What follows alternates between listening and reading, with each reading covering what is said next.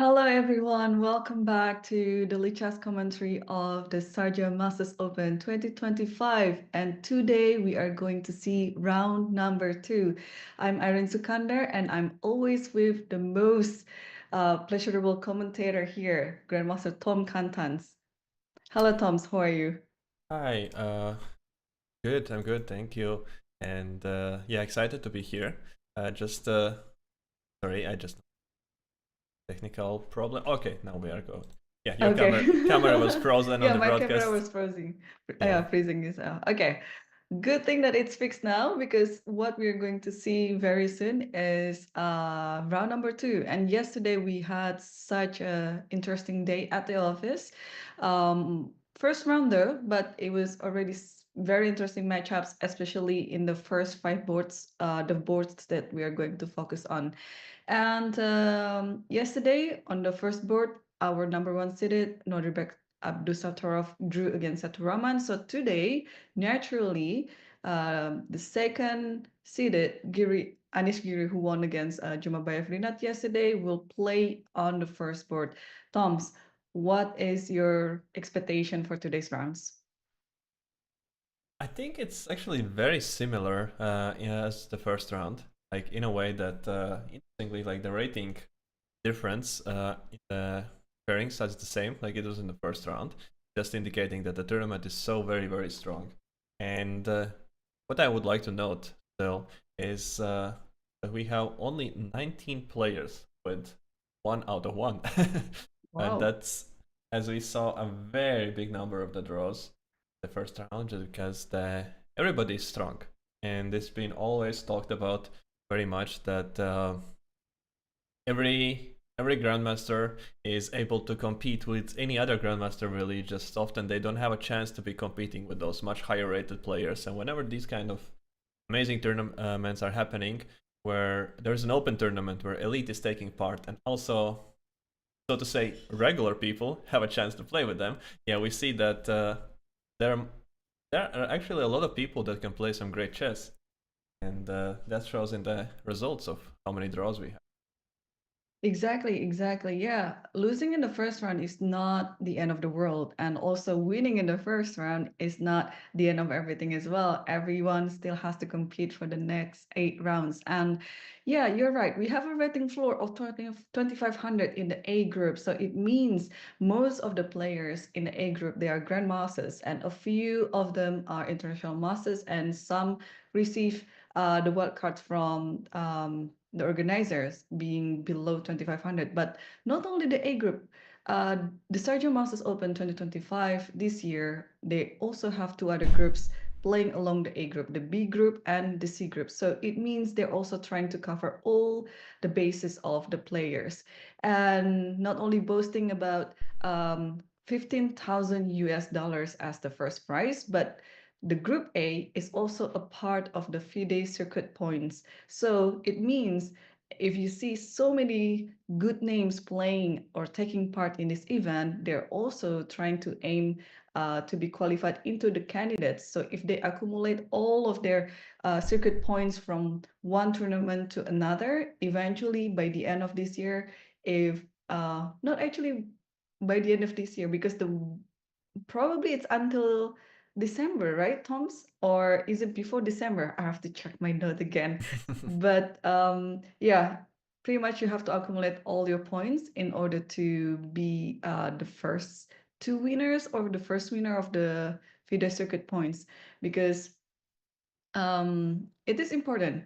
It is important to be qualifying to the candidates, and especially our first 2 seeded, Nodribek Abdusattorov and Anish Giri. They're really our favorites to be able into the candidate cycle.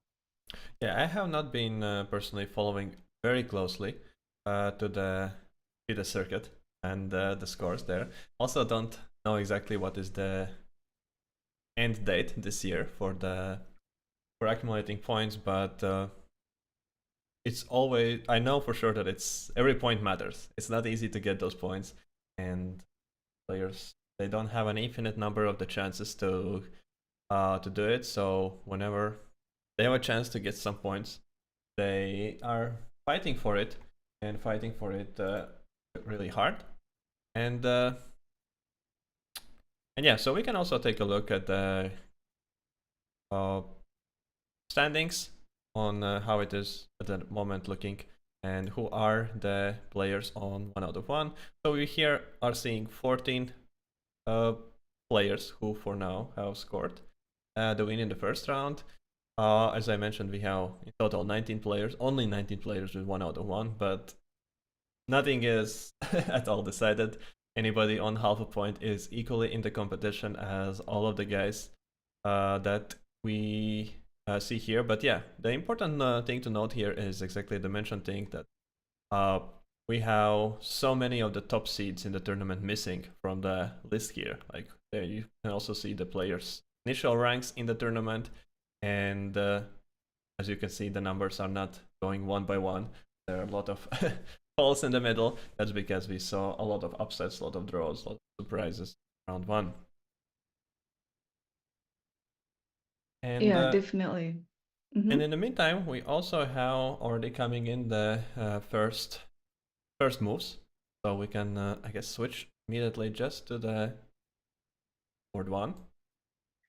See what's happening in Right, there. we have a lift off here, and board one we have Kartik Venkataran versus Anish Giri, and yeah, three moves already happened. Yeah, we can try to quickly guess what's going to happen in this. Oh, I was about to guess Catalan, but okay. Night Saver happens, and now yeah, everything is still pretty much in the theory book. Nothing much happening yet.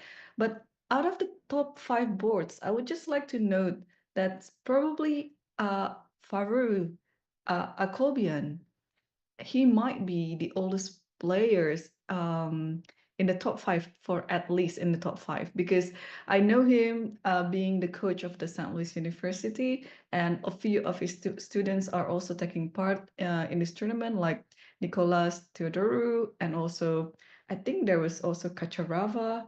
If I'm not mistaken, I have to take a look at the names again. So it's nice to see there are mixture of very experienced player, and I would say Varuzan is a bit veteran for such a field, but it's nice that he is also taking part among the youngsters too. Yeah, and certainly he's not also unable to compete with them. Like he's just not simply taking part, but he's fighting with them. That's, I guess, also important to note, as he is a very, very high class player. And yeah, the opening phase is, I guess, the time of the game when at least we are seeing the biggest number of the moves played in the camera. If you look at the camera feed, the players, there's some more action, not that one person sitting for half an hour and not moving. So maybe that's interesting from that point of view. But whenever we see any of the d4, d5 openings on the board, players mainly are just thinking on the ways to confuse the opponent and to get them in some unknown territory, rather than actually remembering what is the theory like, but simply just deciding which line to play, as all these positions, they offer big number of possibilities, big number of the setups, how to set pieces and so on. Even just now, e3 move as well was one of the options. You have also just be developing the bishop from c1. You can be choosing to put the bishop on g3, on g2 that is, and play g3. So now once Kartik has chosen e3, now Anish Giri is again just thinking which setup to go for. Of course, he also doesn't want to simply make a draw here with black pieces.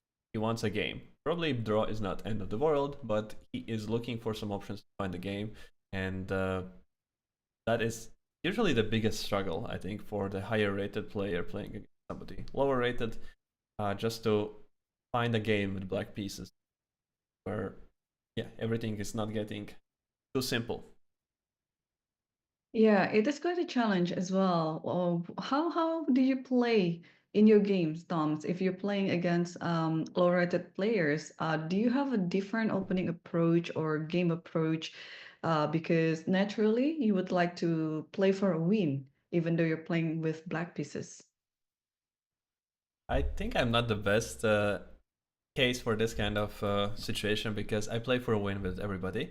I don't have a situation that I would be just playing for a draw. No matter the color, no matter the opponent, it just would be approaching the game equally. And regardless of who is my opponent, also with black pieces, I always favor the more, so to say, muddy position, where things are going more and more crazy, and just that it will be fun to play. I guess that is my priority. Fun game over the results oriented uh, action. But at the same time, I'm not gonna go for any crazy gambit lines where I'm sacrificing a pawn and then not really clear where my compensation is coming. And I see. and what about you? So you. Sometimes I just play according to my mood. It's I have my own repertoire, but again, in choosing the variation, then I'll be just playing according to my mood. If I was in a fighting mood, then I would choose differently, of course. But if I just want to play a positional and solid chess, then of course another repertoire is required. But here, what do we see here in this position? So everything is still intact. What is exactly the name of this one? Let me check.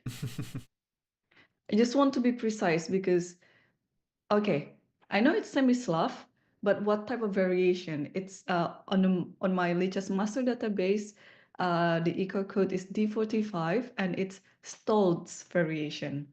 I never heard about this variation before. Me too. So yeah, that's interesting. Getting smarter with every round. Good. And but the general thing about this position, I guess, very slow and strategical game, Yeah. at least for now. And we are not gonna see any fireworks appearing anytime soon. The most typical, I guess, way how these positions develop is something like castles, b6, and at some point white plays e4, and then we see some exchanges on e4, and bishop coming to b7, and then black is trying to get the c5 on the board and get such a position of 4 against 3 on the king side, and then 2 against 3 on the queen side, and then whoever is playing better is trying to play for this small pawn superiority. So, uh, but I don't think that's gonna happen. I think that Anish Giri is gonna choose something else and something more fighting. Just not sure what it could be. I'm no expert in d4 openings. I don't know what your relationship with the d4 d5 setups. Yeah, I'm naturally a black player when it comes to D4, D5. But I just cannot expect what else there is to come if, for example, white is just trying to play what you just suggested, like e4 takes everything on e4. I think the setup that you mentioned is a very standard setup too. So, okay, take on, maybe you're right. He's gonna play to the side. So taking on c4 and now rook d1. And we are still in the Stoltz variation apparently, but yeah, still it's not many players play it again these days because usually, yeah, when you signifying the position after bishop e2, it feels like it was a game that I would play when I was like 10 years old because it was not a challenging opening for black. But of course, white would still be very solid and black should know what to do, but it's just not the most challenging. But of course, I think what Kartik was trying to do in this game is just to basically have a game. Like there wouldn't be any theoretical battle, but just, I'm playing with white pieces. I'll just choose some solid variation, which ensures me to have a game. And it is Anish who is under pressure to, if as a higher rated player, if you would like to play for a win, then he has to come up with something that's a bit unorthodox. And now Rook D1 is already on the board, and yeah, B5 is B5 an option here because after B5 there's A4, A6, and you can just simply take B5, yeah, because the rook on A8 is still end prey. Yeah, I guess now knight b5, and we have this big problem of bishop still hanging on d6. Otherwise, I think would be some option, trying to sacrifice this pawn, and gaining some tempo, but here seems to be a bit too much. So probably not the move. And just noting also on the move d takes c4. Yeah, I don't know very much in depth the d4 d5 openings, but one of those unwritten rules that I always caught up on is that whenever white is playing some sort of lines without putting pawn on b3 and just developing bishop to e2 or d3 without taking on d5 as well, that is one way for black to go is then to just consider recapturing on c4, since white has to lose this time with the bishop, put it on c4 with a somewhat uncomfortable square, like spending a bit more extra time. But of course, the big drawback of taking on c4 is that now we're losing a bit of control in the center.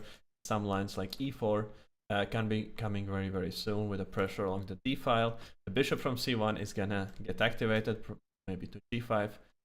You're gonna have some sharp game. Yeah, yeah. I'm always hoping for a sharp game like that. And what do you think? Should we quickly check the openings of the next board as well? Because while they're still on opening stage, let's just, see the game one by one. Sure. Just touching still on this one, that yeah, b5 is actually there is a way to keep to the pawn if we want to. Uh-huh. We have still option queen b6, which is maybe not positionally sound, but if you really want to keep the pawn, you have a way. And yeah, then keep playing on position like this. And if white goes for something like b3, well, again we have some You have flexibility. b4 and c3 maybe? Is it an option?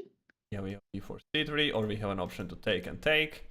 So we can be pawn up. Yeah, that was my main point, and that is probably what you have to be deciding. You want to be playing positionally tough position, but be with an extra, or do you want to be just playing solid? As I'm sure that Anish Giri knows this line, he is simply trying to decide which line to go for. And as suggested, let's move on to board number 2.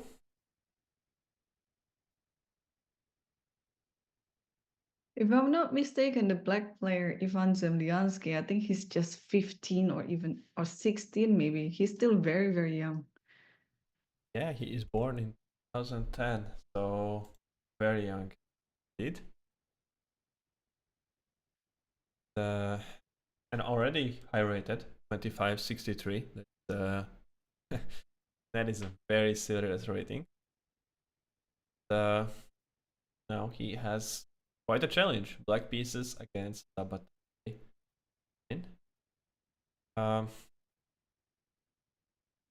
Somewhat calm opening. So we saw just move by move, e4, e5, knight f6, so Italian, bishop c4, and then d3 again. Very, very calm. Going for a long fight and trying to. I always feel like Italian is a white's way to try to get out of the theory against e5, but yet there's obviously a lot of theory.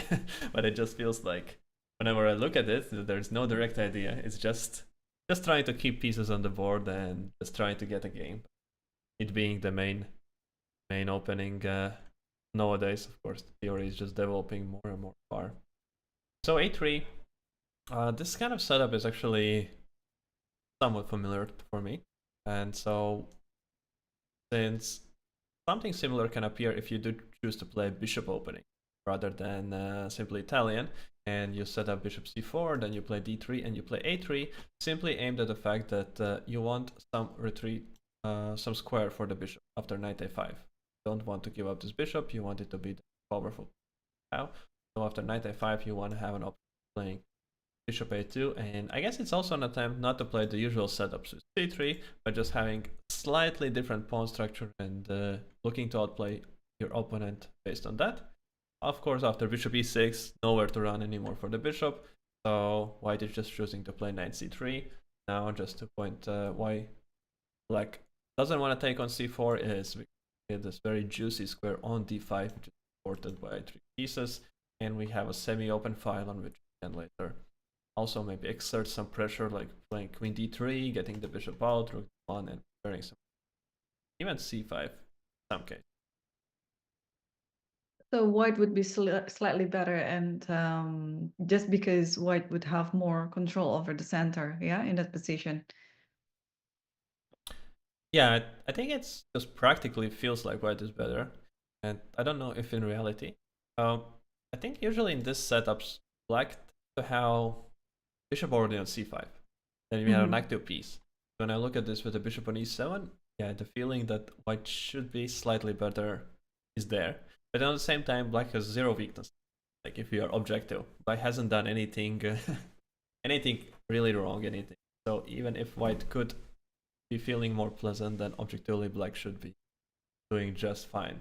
This is also like, Even Yeah, even one can argue that black might be better because of the pawn islands. Because, I mean, if you're just trying to evaluate the position through, like the activity of pieces, of course, material balance first, and then activity of the pieces, safety of the king, and then eventually you come up to the pawn islands, and black still has like one pawn island altogether, while white has two pawn islands with one of them being doubled on the C file. So one can argue something like that. But of course, the practical evaluation of the position, I think, is more needed in this particular situation in terms of the activity of the pieces, I guess, because yeah, the center is very important to have a control on.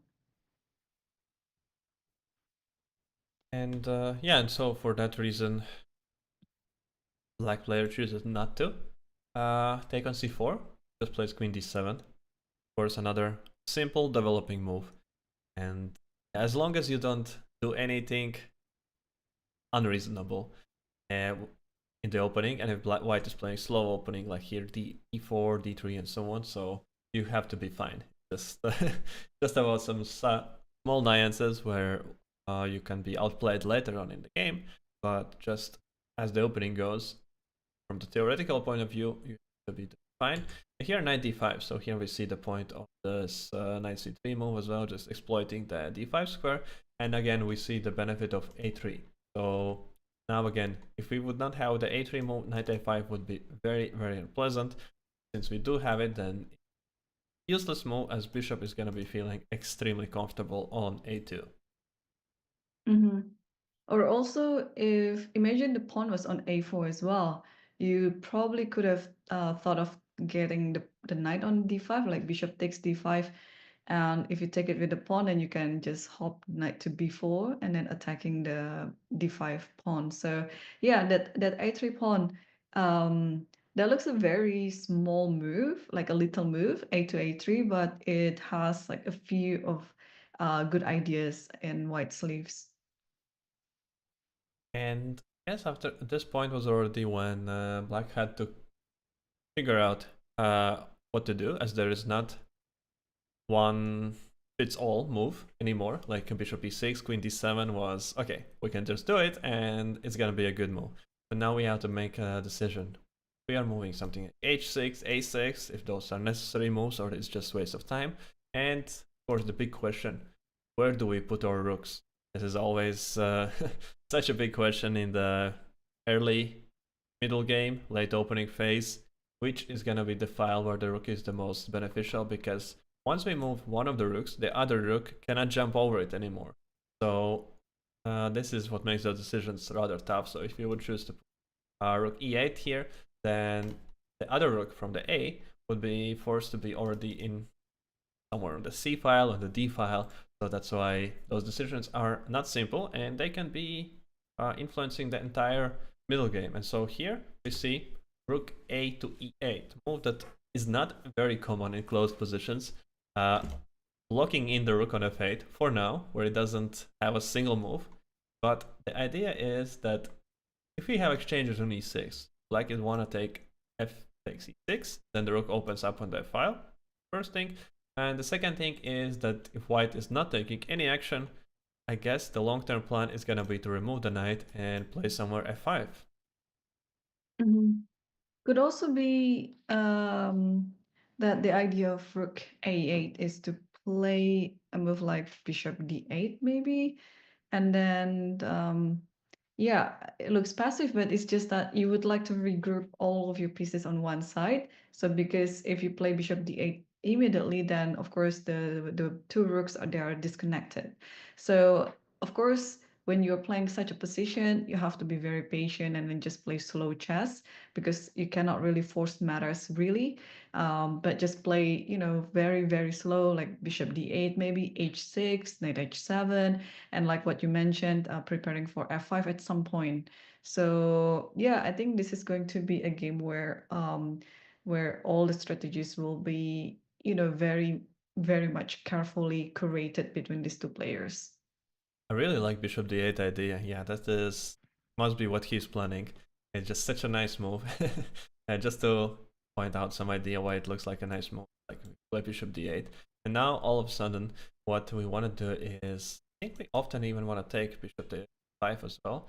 And the And knight same e7, yeah. and the same idea could appear that the pawn on d5 is undefendable. So in this structure, bishop d5 could force white already to take with the bishop, and then we get to exchange it all. Anyways, put the knight on e7, force the c4 move, and then knight can come to the top already very nicely discussed square g6 and f5 coming, and we have a great attack from the black side with every single piece being perfectly placed.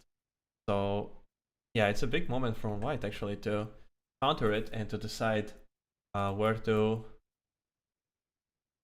play next. Okay, if I were white, because I also play this type of position as both colors, uh, but I don't really play this variation against this Italian d6. Okay, but if I were white, what would I do here? Something like, is it an idea to play c3 and then preparing for d4 maybe? Um, but of course, rook e8, it's already there, and then e4 can be a weakness at some point if the e file is opened. And Um, yes, also then a3 becomes a little bit waste of time, maybe slightly, if we start to switch to c3, d4 ideas. mhm. What about knight g5? How do you feel about that move? Knight g5, and you're just trying to get to e6, but it's ready, right? F takes e6 is ready to capture. So yeah, if you would follow with the same idea, now I want to take and simply play something. Perhaps just claiming that my light square bishop is very, very strong.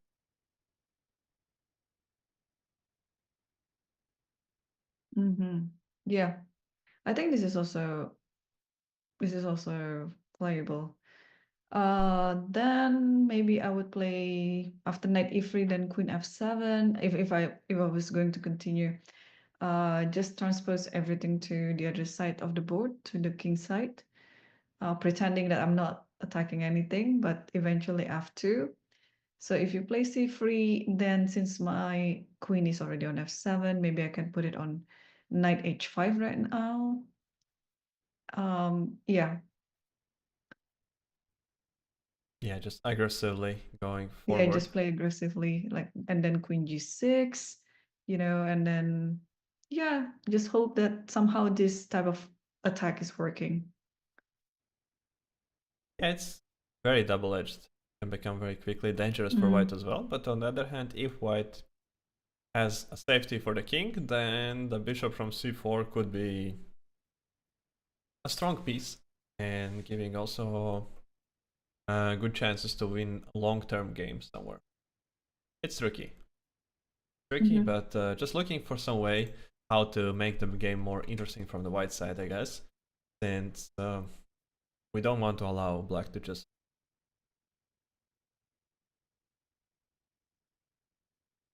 And, Yep. but I guess we can leave the players to it. It might take quite a time on every move.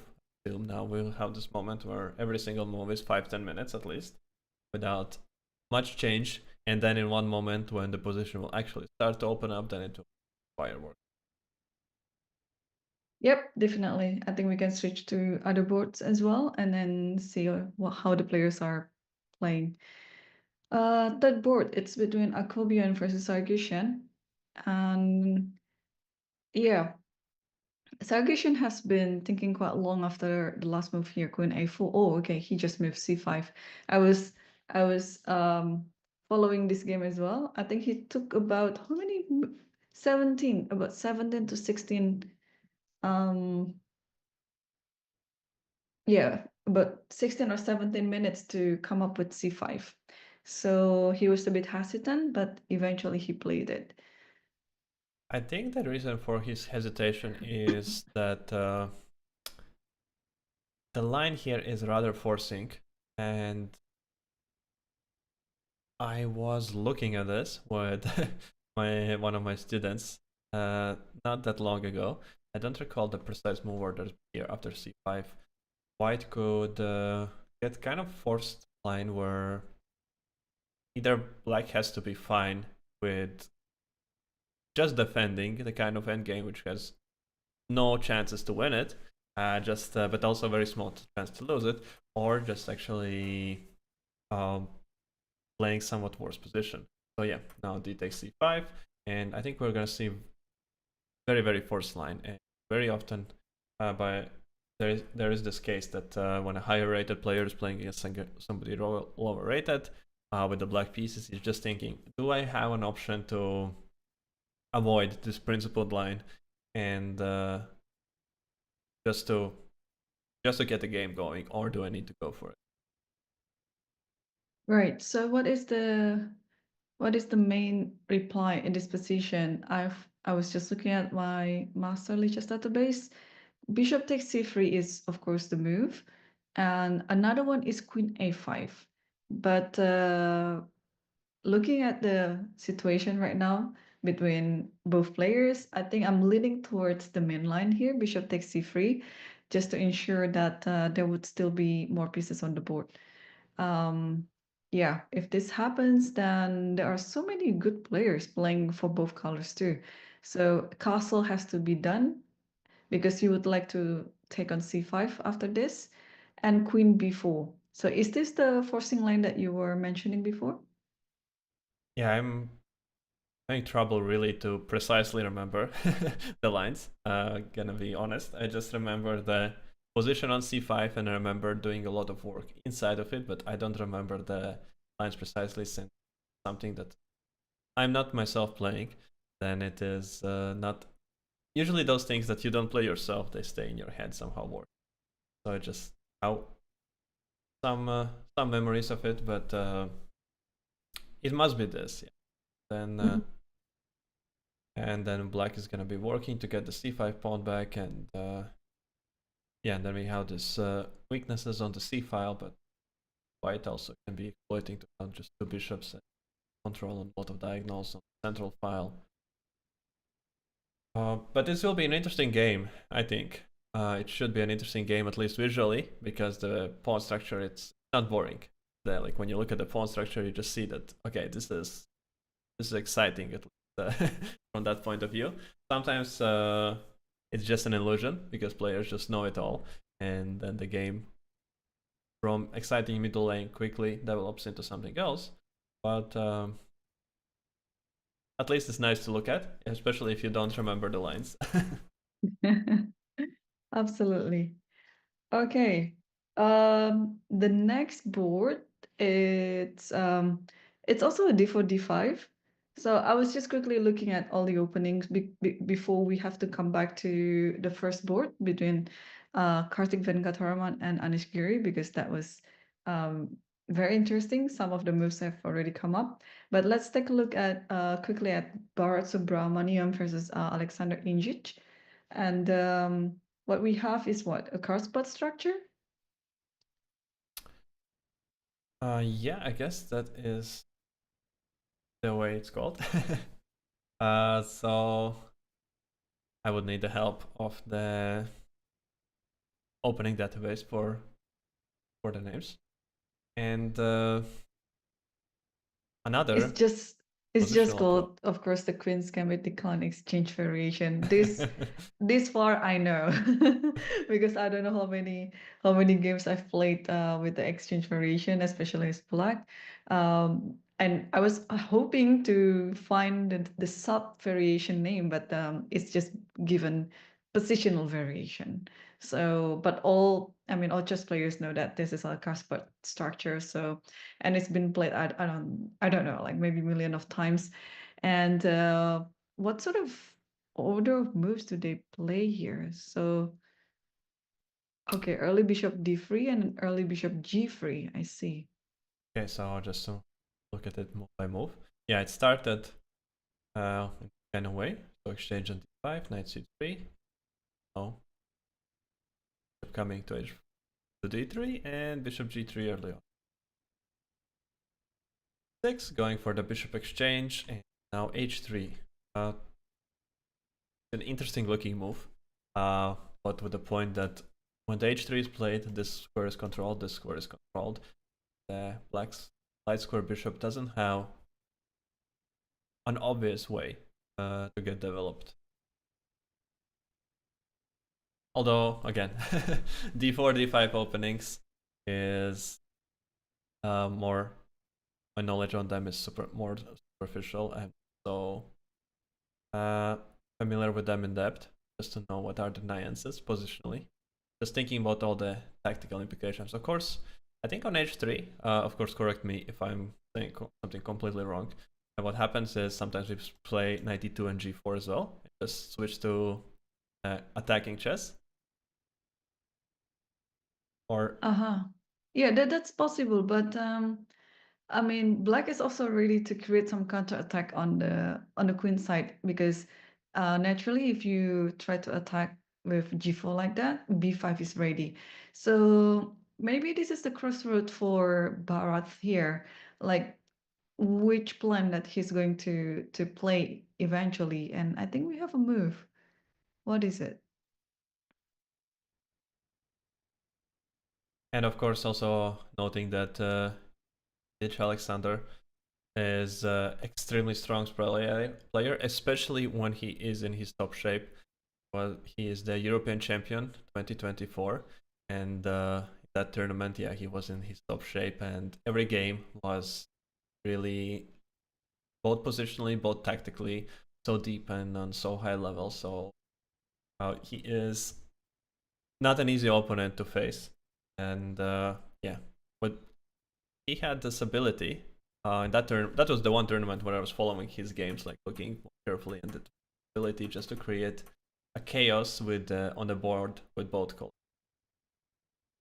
So it'll be fun to see if he does manage to make a game somewhat spicy here.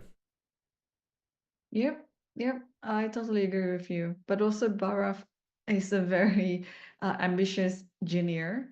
Yeah, I think he would also like to mark his name in the world. And yeah, we'll keep an eye on this game because it is going to be quite interesting. This is a battle of two generation of players.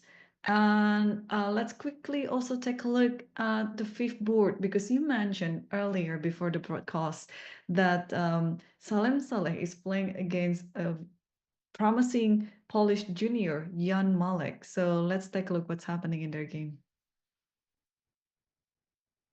So yeah, this is the situation where one player in tournament has an assigned board. So he's playing quite lost in the first round. By the way, this if anybody is curious how this game went, you can see that in the first round broadcast. The organizers did correct it. There indeed was a technical error and the moves were wrong, just as we guessed. So, and the game went rather a lot differently than what we looked at that in the broadcast. And yeah, and in the tactical complications, he lost the game there. And now he's playing against Jan Malek, who again on the who in the first round lost to higher rated, but player from Poland. A lot of junior players with a little bit lower rating here, but just using this chance to fight against all the grandmasters. And I guess this is also an exciting event for the players that in a way that there's a guaranteed uh, chance to fight for a norm. I guess there is no way to manage to finish this event without meeting the requirement in the average rating, in the titles, in the countries for the EM or IM or GM norms. Mhm. Yeah, you mentioned about all of these Polish juniors, and of course, we've seen quite a rise in the Polish chess, especially in the juniors too. What do you think contributes most to the growth of chess in Poland? I guess it is. They have actually have a very high level national championship already for a few years in the player and the national team. So there is support for players. They are also getting a lifetime sort of a support in a form of some pension if they get some medals in the Olympiad. So there is these things that I think that always comes to that when players see that if they do good, they are gonna be having a comfortable life, and so then they are more inclined to really pursue it. And then when the more people simply pursue it, then there are more bigger chance that somebody will turn out to be very talented and actually have great results.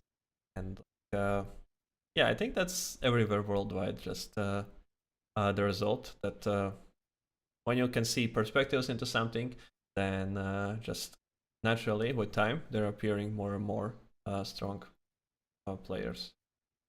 Well, that's actually a very good concept that all federations can also copy from the Polish Chess Federation because incentives they are really important to encourage players to invest their time, their money, their effort into playing a better chess. Because yeah, without incentives, I mean, what other motivations can be? Of course, you are at some point you would like to catch the titles and achievements, but without any of supports like that, especially monetary supports, probably you cannot pursue more than that. So, whoa, okay, that's a very good to hear because I have so many friends from Poland as well, and I just didn't know how chess life can be in Poland. But it's good to hear that the well-being of the chess players they are very taken care of.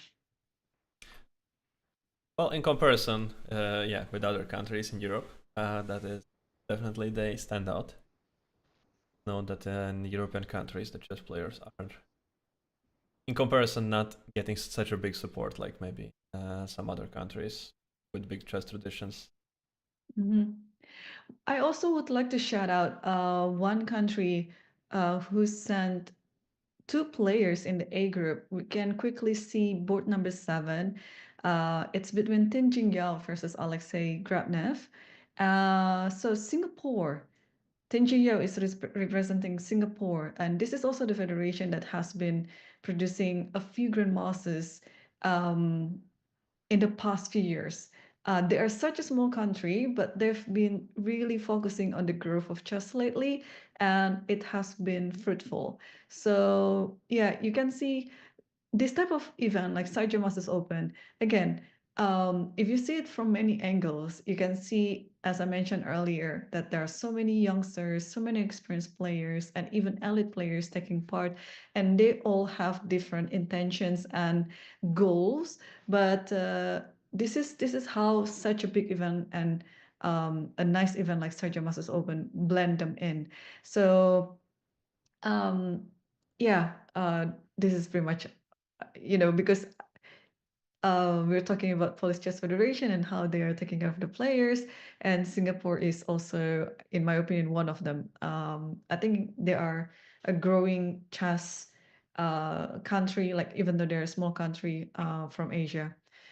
So uh, yeah, and then it's not a lot of chess players from Southeast Asia who is exceeding 2600.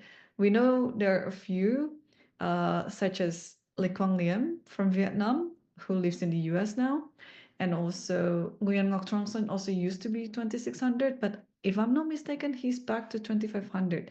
He played He played a woman player yesterday. I forgot which one. But yeah, it's very rare to see 2600 from Southeast Asia nowadays, but uh, it's just very refreshing to see a player from Singapore is rated above 2600. Yeah, just like yesterday, I mentioned for some viewers who maybe are not familiar with those ratings so much that the 2600 is considered like such a magical mark to a little bit divide the grandmasters into the categories that there's like a regular casual grandmaster which is hovering between 2500 and 2600, and then it is like this kind of magical barrier when you make a next step towards the elite, and this is to be about 2600. Mm-hmm. Yep. Okay, since we already have the live feed of Anish Giri there, so let's come back and update ourselves what's happening in the game because according to your expectation, and it has proven to be right, Anish is trying to get a really complicated game out of the opening after taking on c4, and let's see what's happening after did take c4, rook d1, and on the ninth move he chose to play b5. He did choose 5, and Karthik is ready for it. He is not spending any time in blitzing out all the moves so far, which is, I don't know if it's a troubling sign for Anish or no, but yeah, that he's ready for this line exactly. So bishop e7, again, I guess from the speed habits played, he was completely ready for e4 and comes out of it. He was simply taking his time to decide if to choose this or no. And now, b3. So now after some period of thought again, he opted to go, I guess, for the more fighting, adventurous line of playing b4 rather than just exchanging the pawns and maybe sometime giving the pawn back. He just wants to, he wants a game to be really sharp. So now knight f4, immediately played c3 and a3 still relatively quickly, so still ready for it. a5 and a quick knight c5. This always feels super unpleasant, I think, just practically, whenever in such a sharp position your opponent is blitzing out moves, because essentially you are playing against an engine, not against the person, but against somebody who has, Preparation, right? yeah, preparation. Not an engine in a way that the engine is used in this very moment, but the engine has been used at the home to learn this opening, to analyze this position, and then just to memorize the best moves. So after doing that, yeah, or the person is not doesn't need to be really thinking about moves, just to recall what was the suggested best move. Mm-hmm. Yeah, you're absolutely right. Yeah, it would be very, very unpleasant to be in Anisgiri's position right now if he cannot recall what's on his preparation, because it's also very hard to predict your fellow opponent is going to play, because both are very strong grandmasters and both have very wide repertoires. But judging from the time situation, we can actually expect that this is still within Karthik's preparation, while Anisgiri is just trying to find or try to remember what he might have studied before, or if he has to come out on his own, then he has to really be careful. 30 minutes different on the clock, it's already very huge. Especially in this time control, just reminding once again, the time control in this event is 90 minutes plus 30 seconds per move, with no additional time at any point later on in the game. So once you are in time trouble, you are gonna stay in time trouble. You can survive, always stay above water, just so to say, by getting 30 seconds per move. So it's unlikely to actually lose on time, but 30 seconds is not enough to really calculate too deeply. Just it's just enough to be playing more or less okay moves, but never to play a brilliant game anymore. So you have to be mindful of how you're spending your time. Mhm. Yeah. So can we see some lines in this variation just to showcase what is um, happening here? Because in a quick glance, when you see a chain of pawn a5, b4, c3, especially c3 is being very far advanced, and two more moves to go to like the promotion square. It feels like black has some edge, but white has been playing confidently, and this is such an expected pawn chain. So after knight c5, let me suggest some moves because AB is going to be the threat in this position, and the rook on A8 is still n3.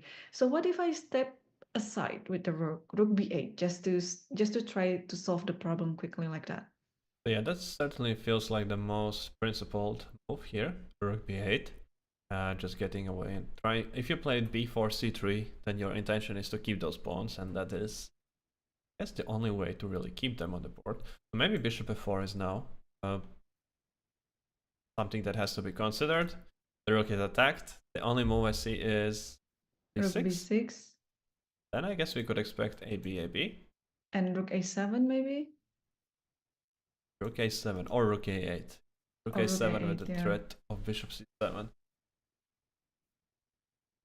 Oh, And that's maybe uncomfortable. it is uncomfortable, yeah. Even though you still are up a pawn and then your extra pawn is a passer, but white has all the compensation with this activity. Yeah, knight e8 might be actually the only move to play.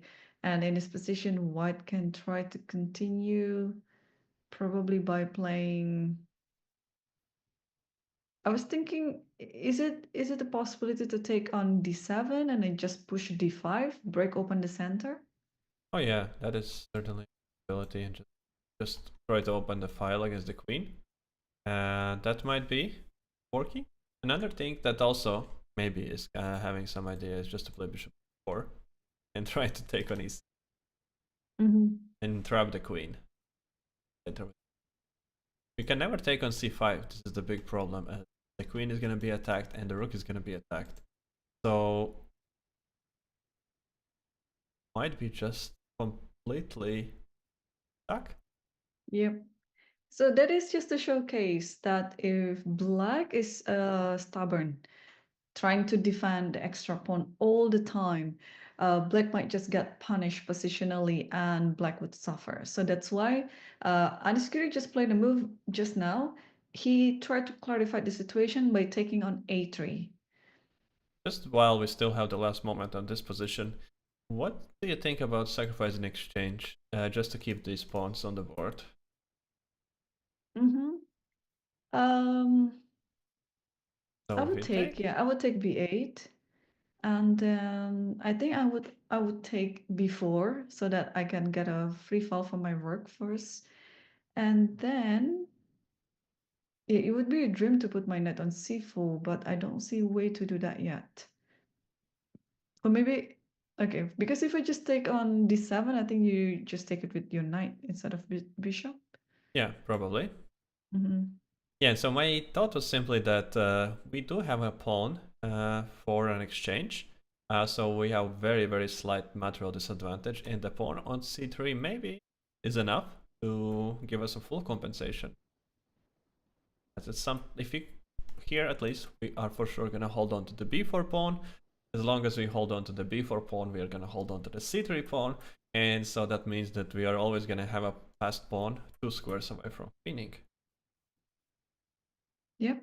I would be very tempted to play this with black myself.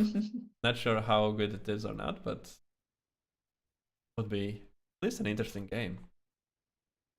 Yeah, I mean, imbalanced material position like that is always interesting to play, and especially when you are not clear on who is better in that position. But we have a few moves here. Bishop takes a3 just played. So by taking on a3, it means black decided to lose control over the pawn c3. And now there have been some exchanges too. Knight takes c5 was happening. And how would you like to take the knight back here, with the bishop or with the pawn? Yeah, that's a very tricky question.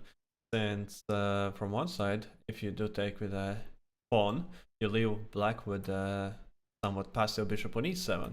But from the other side, you have a passive bishop on a3. So course, you can take on c3 and play bishop b2 back. In the same way, black also can reorganize the pieces. And then we have some weakness. 5. Like later we have to defend. But if we do take with a bishop on c5, then black has a move. Even if we need to take 5 just yet, or we have something like 97 this particular. Yeah, so I actually do like 97, and I don't really want to take here, because in some lines like this, rook e6 could be unpleasant, at least. And now I would already seriously consider sacrificing exchange from the other side, capitalizing on those dark squares. Sometimes we also have a pressure on h7. Let's queen leaves the e7 square. We have c5, a dangerous move. So that seems like this typical exchange sacrifice that should be very, very good. So for that reason, I would not want to take on c5 just yet, but there's a 97. Looking to take with the knight on c5 and to keep the bishop on e7 ready to over this diagonal, and also just pressure the pawn on c5. So 3 is to happen, and I would take and play something. Yeah, that's a very good point. Yes, because it's very important, and also it's very typical to stop anything to do with rook d6 and giving your opponent some chances to create some positional sacrifice like that. Yes, so even though some exchanges are coming, but yeah, black has to be very careful not to finally find himself in a inferior position. And here, Karthikeyan is still thinking, I would say. It is Yeah, still white's turn to move, is it? yeah, he's still thinking which way to capture on c5. Back, so I guess Anish finally managed to get him out of the book. And he already spent like 2 minutes on bishop takes a3. So I guess the move b takes a3 was not prepared. Yeah, and now he has to figure out on his own which setup to go for. Actually, what about this sacrifice? D takes c5. If we were to And play then you queen want to play rook c7. d6 immediately? Yes. Uh-huh. Yeah, so still with the support of dark square bishop to sacrifice. Yeah, why not, right? There might be a reason why not, but I still don't see. Maybe a4 to include. Say we take on a4, not immediately pick up the exchange back. Just to have some targets, some weaknesses, get rook out, and then looking in the favorable moment to take on d6. One danger though, also for white, this kind of sacrificing manner, is that there can be an issue later on with knight blocking the pawn. Knight has a reputation to being the best pass pawn blocker, so 97 being available for black might be some reason for white to be rather hesitant for this kind. I see. It's a very important to note that. Yes, yes. I was trying to enjoy this position as white because I like to sacrifice my pieces as well. But yeah, sometimes such a position understanding like how to block the pass pawn and other things like that, it can be missed. So, oh, we have a wait, bishop takes c5 is happening? It's not Yeah. dc5. Okay. No, bishop c5 happened. That's what he played. And now we see that Anish is not by the board even, so it might take a while for him to make a move. He was under pressure in the opening all the time, having to instantly make moves, like opponent instantly answered the move, so he had no time to take a walk, stretch his legs, maybe get some refreshment. So now, when he felt that opponent for the first time is thinking, that's when he left.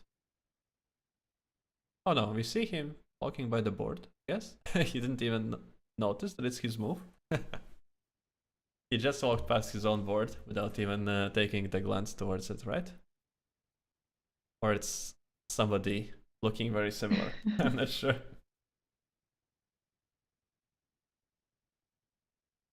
Yeah, it could be somebody looking very similar. And we see Parham Maksudlu is looking over the game, just try to understand what is going on in the first board. And we have Anish back. So I think we analyzed this briefly before that you like the move knight d7 better to delay the capture on c5 because you don't like the rook d6 idea in the end, yeah? Yeah, and also we can't take on c3 right now since e4 pawn is hanging, so we don't have a whole lot of options from the black side. What about just bishop a6, yeah? Because that bishop is not really doing anything yet, then probably it's better to just swap it off. Yeah, that also is very appealing, especially that now we do threaten to take on e2 and there will be no longer queen attacking away threat, and if you do exchange on 6, it's now white to move. But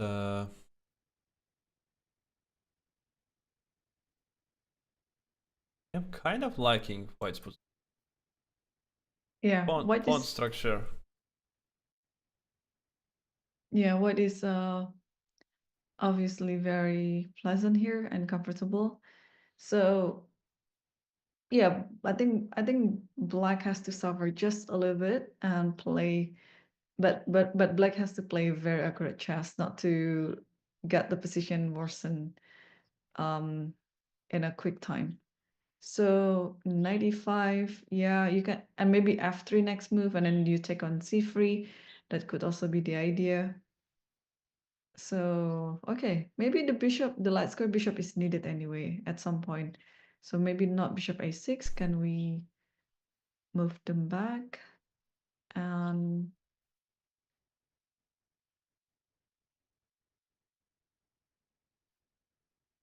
Not yeah. many alternative moves.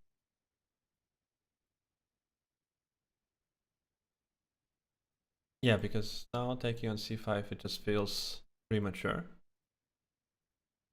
Uh,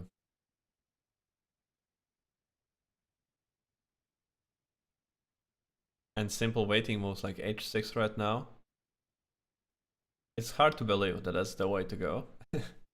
Oh, I know there's this idea with rook d6, but okay, I want to see one variation. Bishop takes c5, d takes c5, queen e7, and let's say you play rook d6. Can I sacrifice the c6 by playing e5, and I get my bishop to flop the other way? I was actually a bit concerned in these structures about b Uh-huh. still attacking from the other side and exploiting the pin on the rook. Maybe it doesn't work out since after taking on a5 we anyways will have a c5 weak, but for now it looks like some idea. What if I play bishop? Bishop, where do I go? Bishop, all I want to do is protecting the c6 pawn, and after you take a5, then I go knight e8, so that I can take the c5 pawn. So bishop b7. Maybe, yeah, bishop b7, let's do it. Okay, so now we, although bishop b7 might be under it. Take, Mm-hmm. take, and now knight d8. Mm-hmm. Yeah, a6 I have. a6. I don't like this pawn on a6. Yeah. No, my bishop is such a sad bishop in the corner. Yeah, now this exchange Yeah, this doesn't should work. favor Yeah. white. Of course. And you just park your rook on c5 maybe so that the pawn cannot be pushed. No, this is totally better for white. Maybe not bishop b7, that was just it's just bishop d7 simply Mm-hmm. Okay, let's try that. to avoid this tempo. Hmm.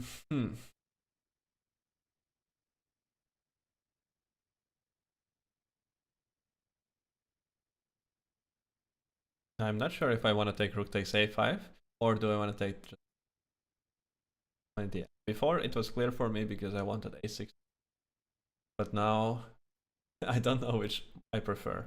But okay, let's take Mm-hmm. And Yes. at e8. C3 back. Think I have to take, right? C5 while I have the chance. Oh, sorry, bishop in d7 is hanging. What Oi, am I talking okay. about? So Yeah, that's not a no, that's not even an option. Okay. All right. So that maybe bishop g4 plan then. is bishop g4. Okay, let's be more active here. Bishop g4. Still the last try. And yeah, let's try the same. Perhaps we should just take on g4. Remove the knight.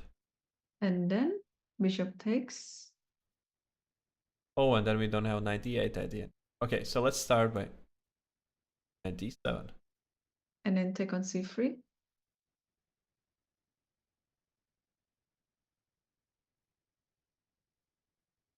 And I guess nothing works out for me. This very Yeah. Yeah, this is exactly the moment where Anish Giri has to be very precise, because you see we've been trying to make some moves and those are natural moves and none of them is working for black. So maybe yeah, e5 is not necessary. e5 And is not necessary. Yeah, I was trying to develop my bishop on the other diagonal, but since it's not working, then e5 is completely unnecessary. What else then? bishop b7 immediately. Okay, Yeah, because we still have this idea. Although, of course, now we can be hit by 5. but then knight d5. And now a question, which is more powerful? It's the rook on d6 or the knight on d5? Probably the rook on d6 still, because you can play knight d4, bishop c4, right? And then switch your attention to the king side, maybe pushing all of these pawns, rook f1, f4, f5, I don't know, looks dangerous. Yeah, I agree. Or, yeah, maybe even just h4 and just going for knight g5 as That's well. too, that too, yeah. Many options. Or simply taking on d5 and taking on c3 with a5 weak. A lot of things going on. So yeah, e5. So e5 would force us to go knight e8. Now we have to sacrifice the exchange. Although of course even this should be pleasant, but I think I want to sacrifice an exchange. Yeah, probably take on c3, and after knight takes d6, you take with the which pawn? That is not easy. Since I don't want to open up the bishop from b7, but on the other hand I don't want to let the queen out on it as well. Queen is gonna be a priority. Mm-hmm. Queen d8 protects a5 pawn. And now it's white to and do something very clever. Queen b6, not letting queen again out.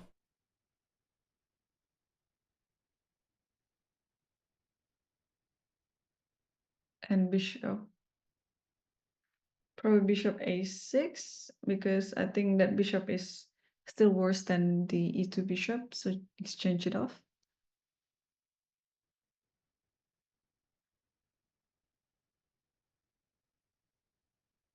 Yeah, it could not be enough. Would like to grab the c6 pawn somehow and just promote, but I don't see just yet how. So let's say knight d4 now. And queen somewhere. I don't know yet though. Um, It should be fine. It should be full compensation for white here, always. Because c6 is always going to be threatened. If c6 falls with a knight, then d7, d8 is already very, very big. So he goes for ooh, a6. bishop a6 is played, yeah. And I think we analyzed this a little bit. You just simply take on a6, I guess. This is what we analyzed before, and then just play knight e5. And the intention is to play f3, and then you just take on c3. But it could be that we are too slow to do it. Black Okay. does have some immediate moves, maybe somehow attacking things. Now, oh, some lines like we have to play rook d6, I think. Mm-hmm. We cannot play queen c3 due to knight takes e4. Now maybe queen a7 is exploiting the fact that e4 pawn is still hanging. Ah, but knight c6. And after queen c5 we have knight e7 with a rook hanging on. Also, there is a position where, can you move back a little bit? And then after queen e7, I think it's still possible to take on c3 instead of rook d6. Oh, okay. And then queen c4, knight c5, and then just rook c1. Oh, and we have the rook hanging on a6. Mm. That's a very unlucky position for rook on a6 here. Yeah, it's very offside and it's very easy to attack. Yeah, so that I think that variation isn't as good for black. So what else can we come up with after knight e5? Because the additional threat from the white side, aside from f3, is also to play somewhere b4. And just be threatening to take on a5 and then take on c6. Mm-hmm.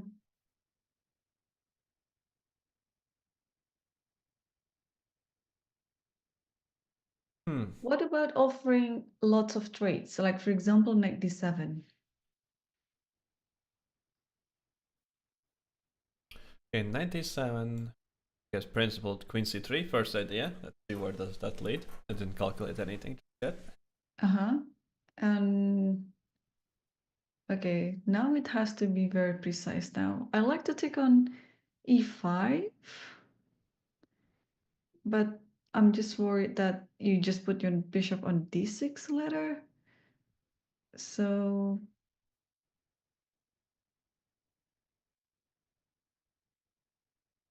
yeah, Seems I don't think. a bit scary. Yeah, it's a very good outpost for the bishop on d6. So knight d7, queen e3.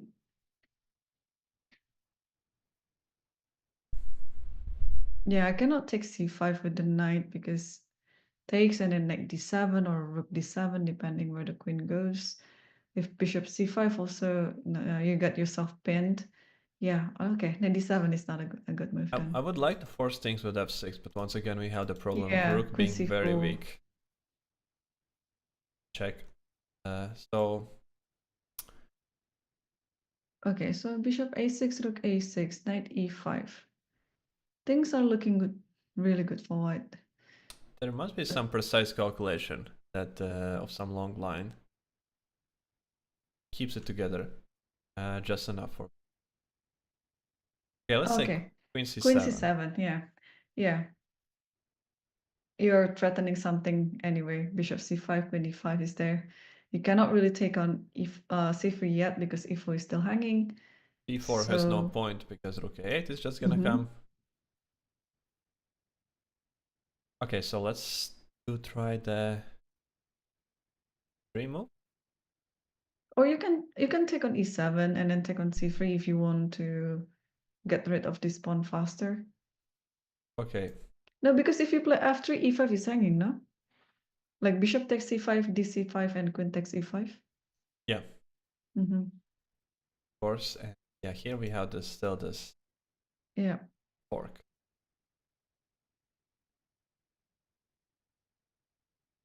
And this is very comfortable for white. Structure, the rook on a6, two pawn weaknesses, center, more active pieces. Yeah, Should be better something knight else. as well. Yeah, well, okay. Yeah, I'm still trying to find what could be the best continuation for black here because most of the natural moves that we tried, white would get away with better position. Bishop a6, rook a6, knight e5. Is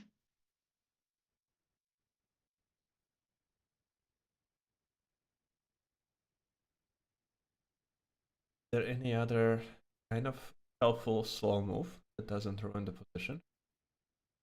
Maybe just, no, we cannot bring the rook back.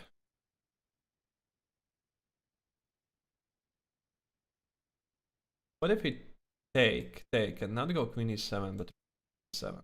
that change anything?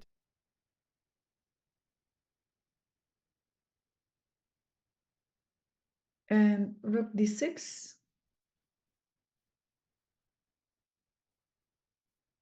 Yeah, rook d6, and now there's no threat at least. So it's us to black. Something, some useful move perhaps. Okay, there's one thing to consider, that knight e8. Would you like to play? Because white has to sacrifice the exchange. Oh yeah, we don't have rook d7 as knight is hanging. So yeah, I would like that. With no minor pieces on the board, I think that by the pawn being on d6 would be okay. d1. There's a move there. Bishop a6 is already played. I think we'll see very soon. Rook takes a6, yeah. And we'll wait which move that Kartik Venkataraman will play. He took on e7. He took on e7, so he goes for the straight kill then. Like bishop e7, queen e7. I think his intention is just to capture c3 right away. And yes, he just did that. Just playing slightly more pleasant position, probably with absolutely zero risk for white here. And it seems like a nice strategy playing against that kind of level opponent. Yeah, although in this position, queen b7 might be a move, because you would like to also attack b3, and at the same time you're protecting everything. You also attack e4 right now, so even though f5 is hanging, but okay, b3 is always hanging too.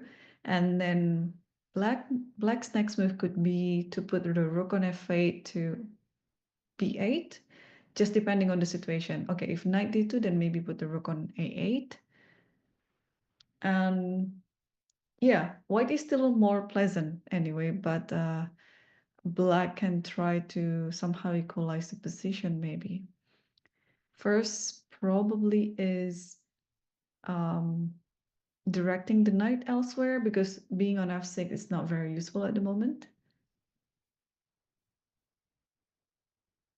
But I don't know where.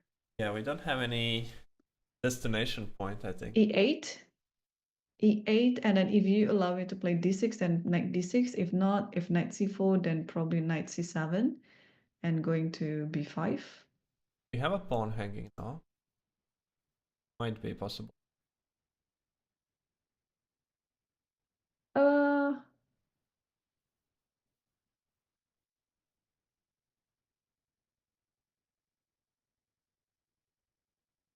yeah, but I think I would be happy to play this position as black. Okay, take on a5, and then knight, and then oh, c6 is also hanging. I just realized that.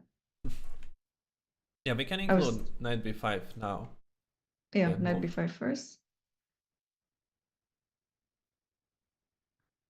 And then to play this.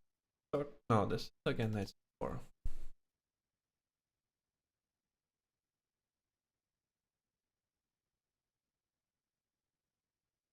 Okay, yeah, f5 was surprisingly hanging too. Huh. Then okay, so instead of knight c7, can I just push it? A4? So a4, b4. Now my threat is knight a5 to cut off the defense of the a pawn. Okay, we have a move, rook f a8. So, okay, he goes for this double rook immediately. And now e4 is under attack. Yeah, this probably is a better solution. So if you play a move like knight d2, then Would he want to play queen b4 here? possibly, because your knight is still tied to e4, and if queen takes, then black has control over the a file. Yeah, so One, probably the only move. hope for no.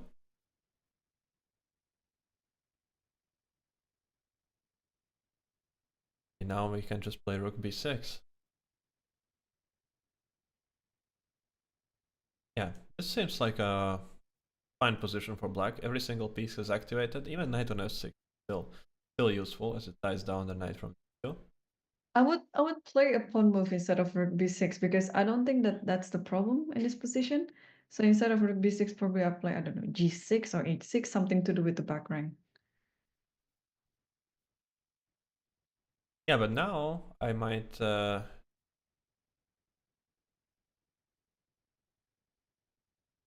most like queen e3 maybe. And a4 was my intention. Okay. So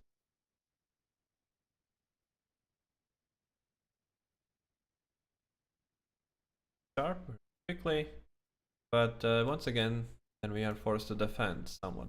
Force endgame to on, I think. Yeah, rook a4. We'll just take it I'll take with the rook. and just go ahead. Mm-hmm.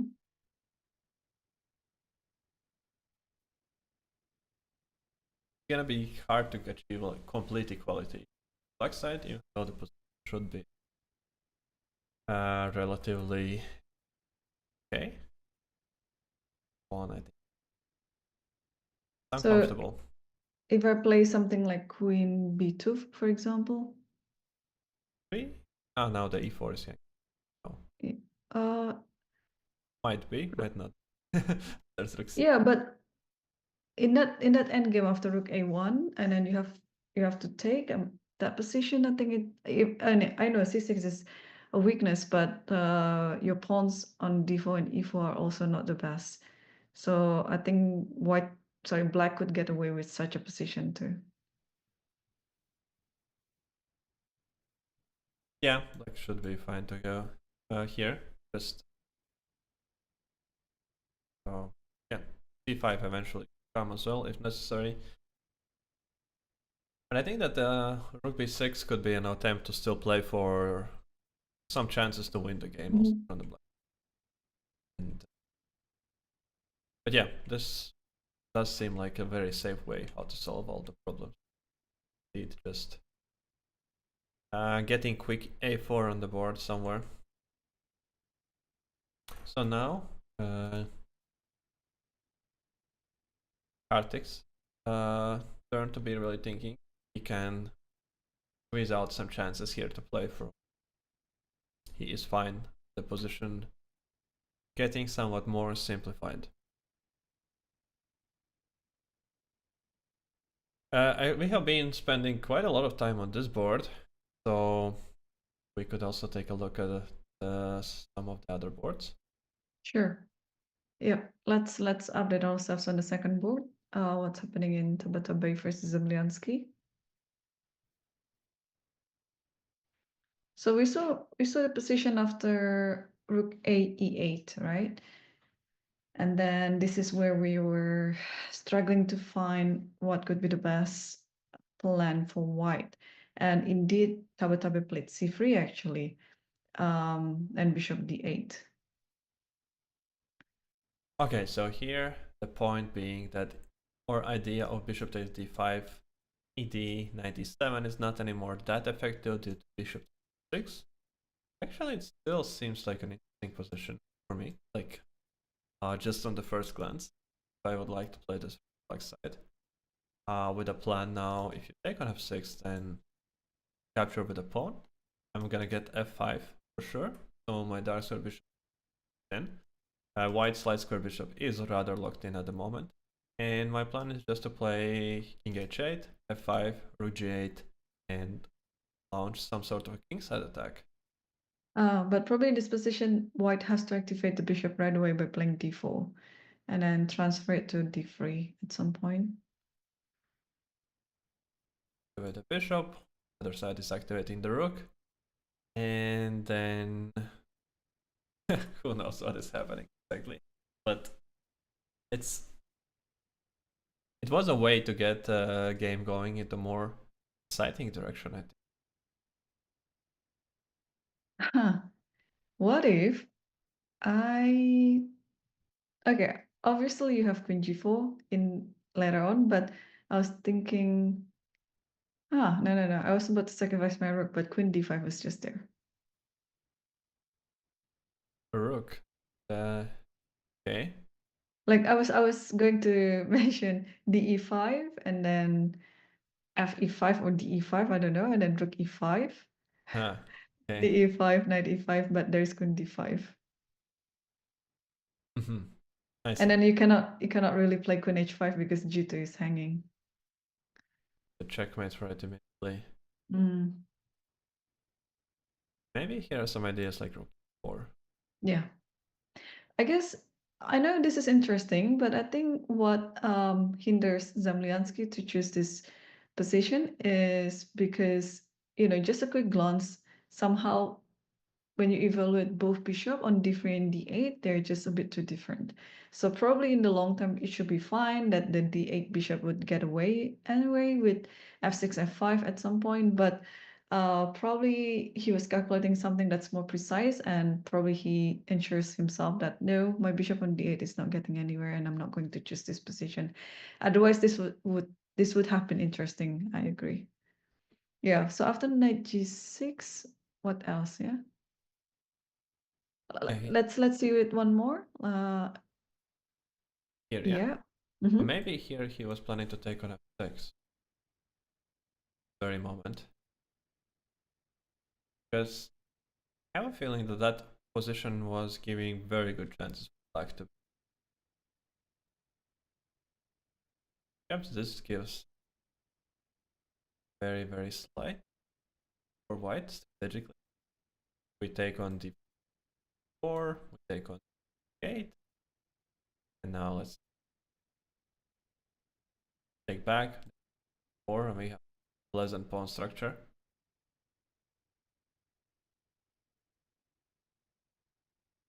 Uh-huh. Yeah, that's possible.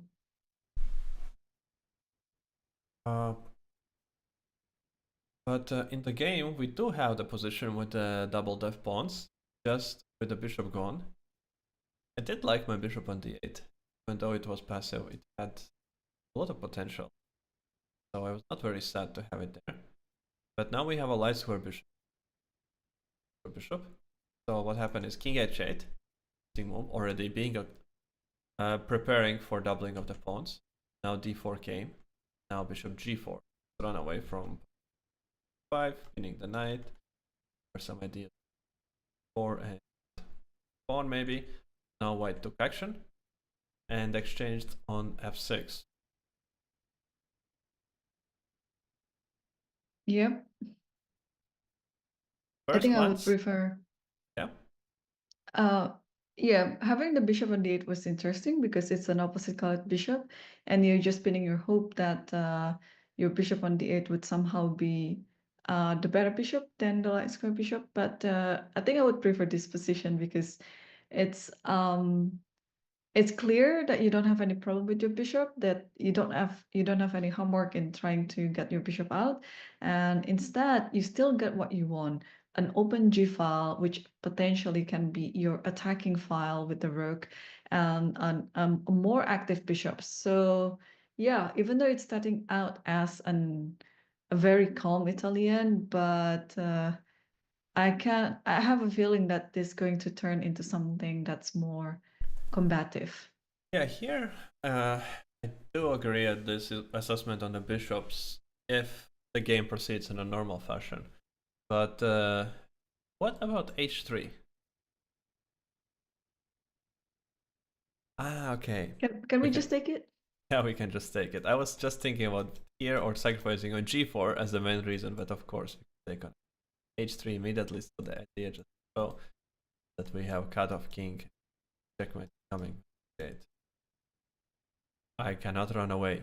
Since if there would be a sacrifice on g4, then my king would still manage to run away to the center, and I would have an extra piece.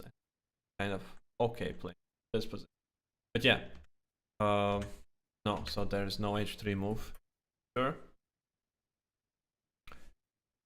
And any moves like d5, of course, is not an option for white. Knight is gonna reach to g6 and come attacking to f4, and white's light score bishop is gonna be completely out.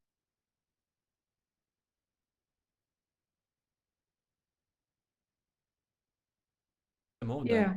Like rook. Rook e3 is possible. Black's next moves, I think they're very easy. You just play rook g8, probably double up the rook on g file. Yeah, moves are coming in easier for black in this position because all you have to do is just to attack. What else?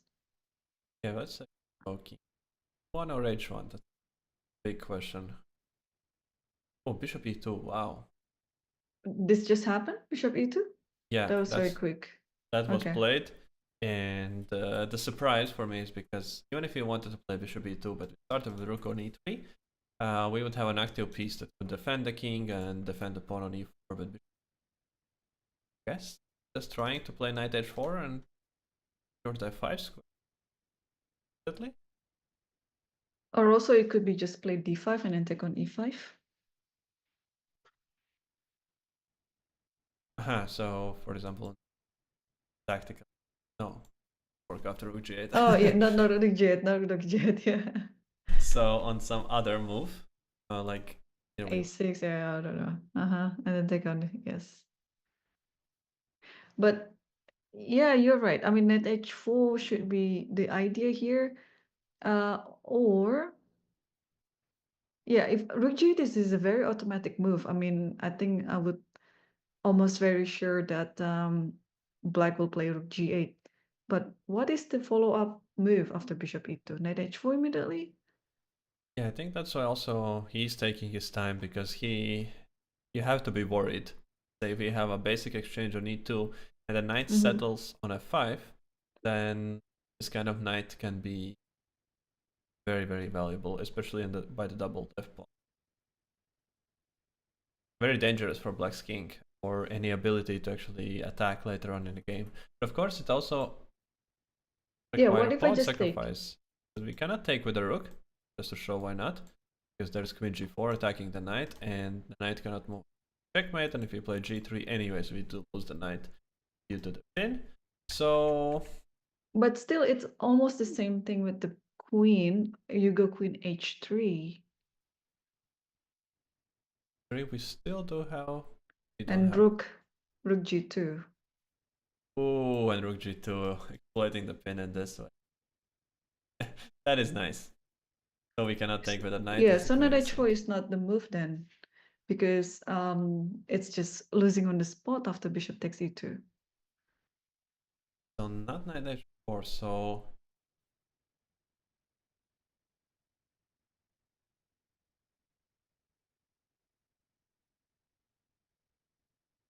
Oh, so that is then hard to get. Maybe just king h1.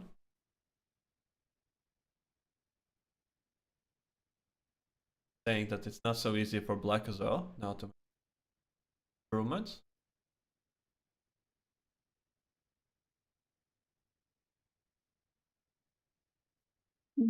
Yeah, that's possible. Okay, I'm looking for aggressive lines that black can probably try to play. Okay, let's just double up the rook. I don't know how or where. Maybe rook d7, yeah. So rook d7. Okay, let's say I don't need to play knight h4 immediately, so I'm gonna start with queen d3. Follow through with the plan of doubling the rooks. And now knight coming to h4.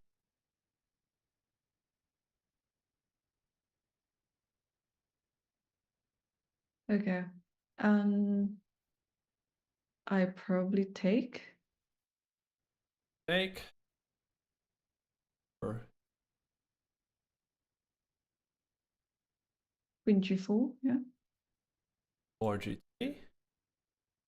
Oh, I even have a nice move. Yeah? You can take also, on d4, but yeah. then I'm just gonna play knight f5 immediately. Uh, before queen g4, maybe if I want to do some tactic, I don't know how is the resulting position be.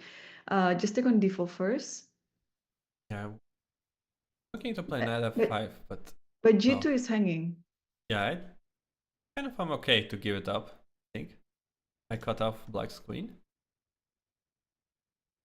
I hope Knight I'm okay to.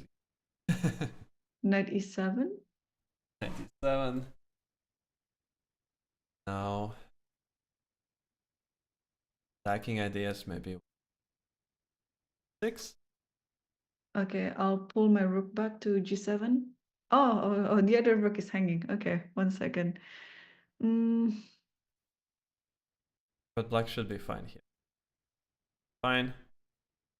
6. mhm. And most like knight f5. Yeah, take. And just gonna be fine.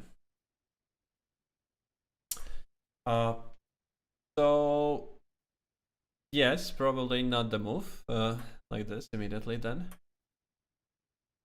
On the other hand, is there any threat to rook g8? If you just play g3, there is a threat from the black.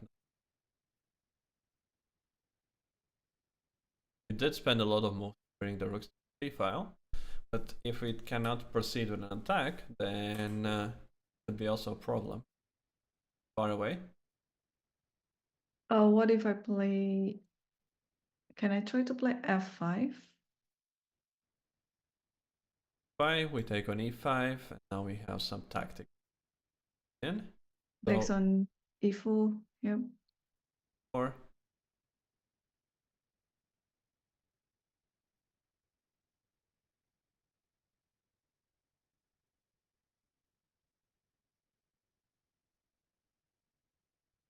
I'm happy sacrificing a pawn. I don't know, pulling the bishop back to sorry, to e6 or to f5 first. I don't know. I would like to preserve my bishop.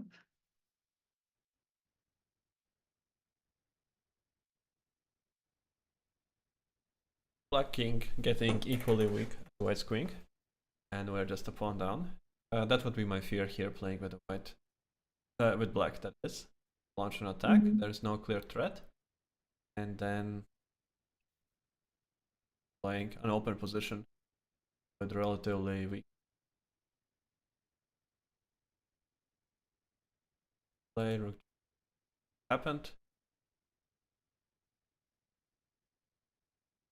I do expect move either queen d3 or king h1 to be played now from white. I think both of those are very, very natural. One is to defend just pawn on e4. And let's see. Oh, g3. He played quickly g3 now immediately.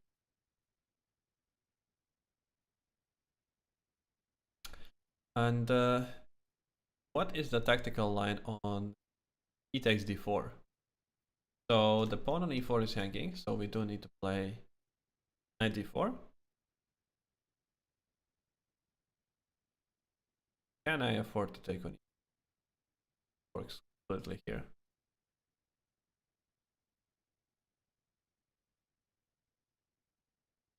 Say we can take knight takes d4. Not possible to take e. Take on d4. And I think you have to take on e2, right? Otherwise, the bishop is just losing there on g4. take that queen, but that's not gonna be enough. Change for a pawn, but there is no attack. Left pawns. White is controlling the e-file, so does not seem to be working. We cannot grab the pawn. Black has to come up with something more clever here. And now, still to follow through with the idea of doubling the rooks, probably doesn't feel that nice. And playing some moves like f5 and opening up all the center can backfire with the king being somewhat exposed. Don't have a dark squared bishop. Control this diagonal. Yeah.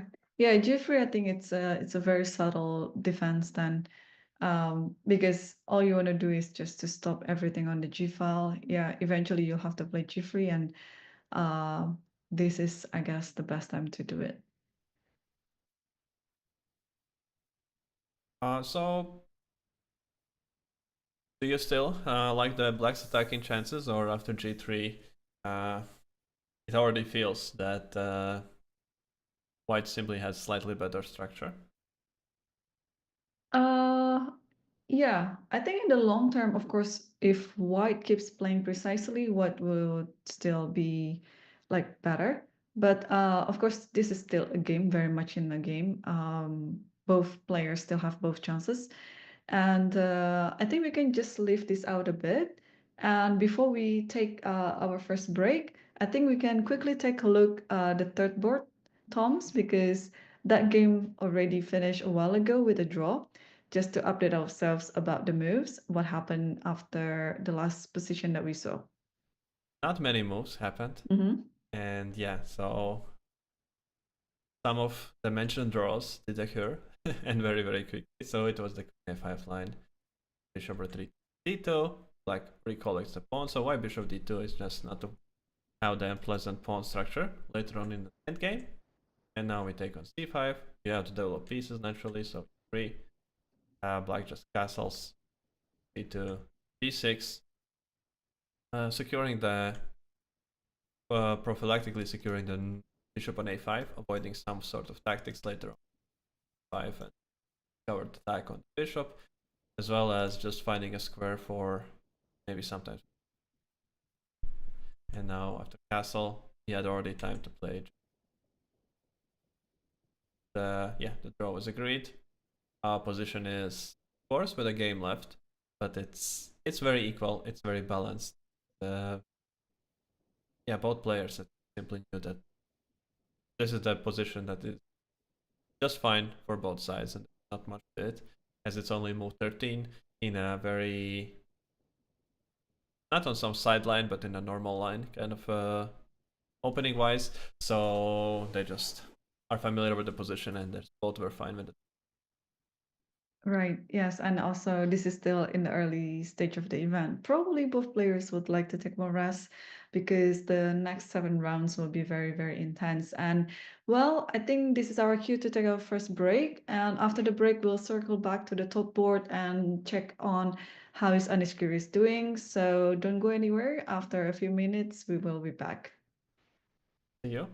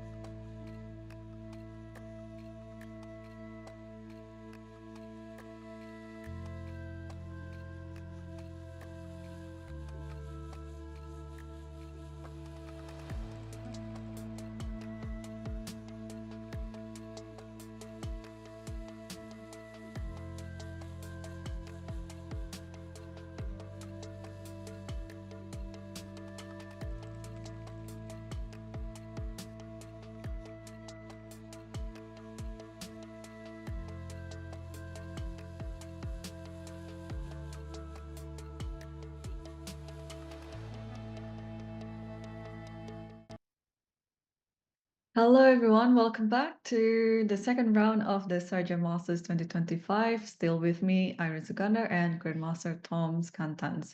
And we have one game already finished in the top five boards. It's board number three, Aquabion Farjan versus Sargishan, which ended with a draw. But let's circle back to the first board. It's between Kartik Venkataraman versus Anish Giri. During the break, Toms, I saw one of the YouTube comments saying that Kartik was beating Magnus Carlsen in 2023 Qatar Masters Open. And actually, these are two different people. The one who beat Magnus in 2023 Qatar Masters Open, it was Kartikeyan Murali because I was there. I was commentating the event on site. And this is a different Kartik. So both are equally strong players, but these two are two different players. Anyway, in this game, we agreed when we left it off that White was having a pleasant position with almost no risk. And I think we left it in the position after Rook FA8 because we were debating after Rook FA8 how should White defend the pawn on E4. And then we come up with the solution with Knight D2. But in the game, Kartik Venkataraman chose to defend it with Queen C2. Please take it away, Toms. Queen c2 probably intending to play the 95 move that we were discussing earlier, and that's why a very natural response from just to stop it, knight d7. And now, somewhat surprising move to me, h3. Just, yeah, just giving some space for the king. There's no needed issue with the back rank that we would need to have the safety for the king. I guess it's just prophylactic thinking for the future, saying that I just want to see what is black gonna do, and just doing something slightly useful for myself while waiting it out. But Anish does exactly the same thing, and both of those players played relatively quickly, and now they are just again to improve the piece. So rook coming to c1, which makes sense from simply strategical point of view, putting the rook on the semi-open file, attacking the pawn on c6 sometime in the future. But again, we lose the control of the d file, and that's why we see an immediate answer from Anish 5.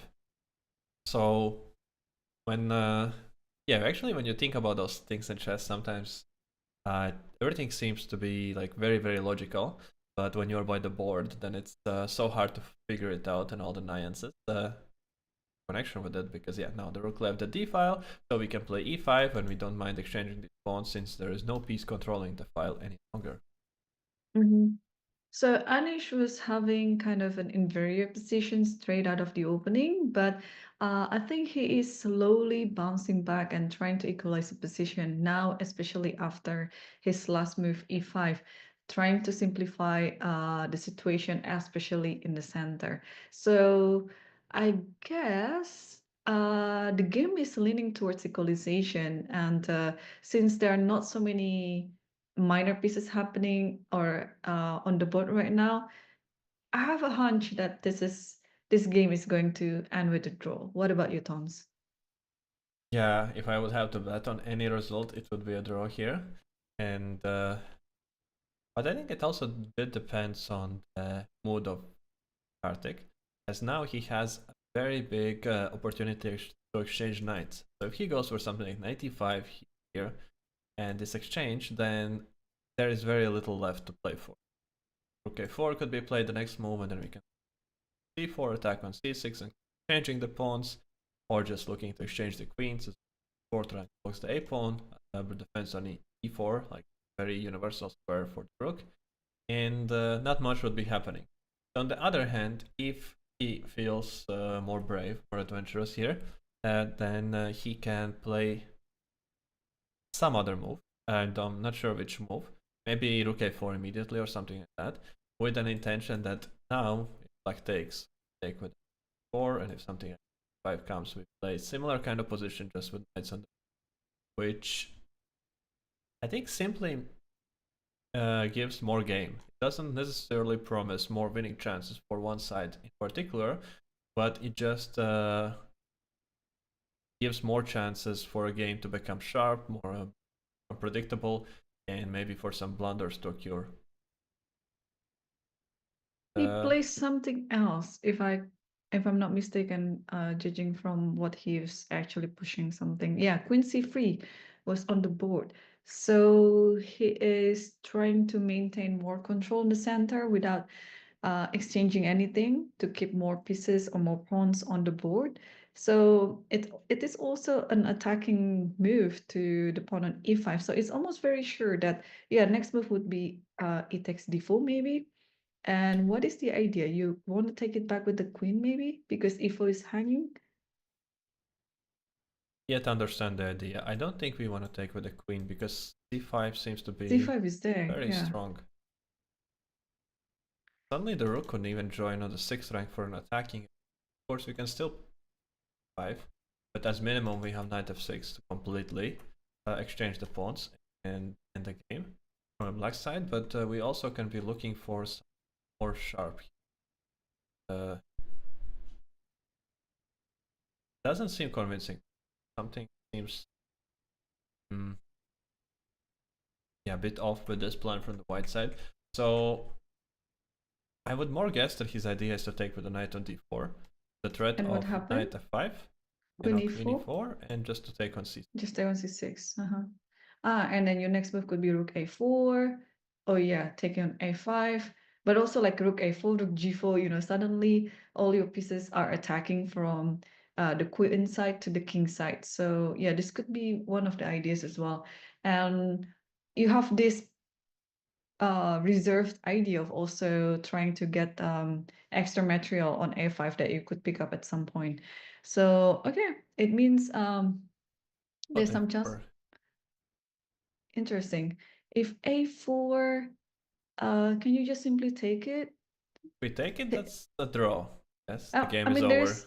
there's rook e1. That might be very dangerous. Like if you keep taking everything, So like take. takes. Unless you take with the queen. But now it's different, right? Knight e7. We should be okay here. Eight.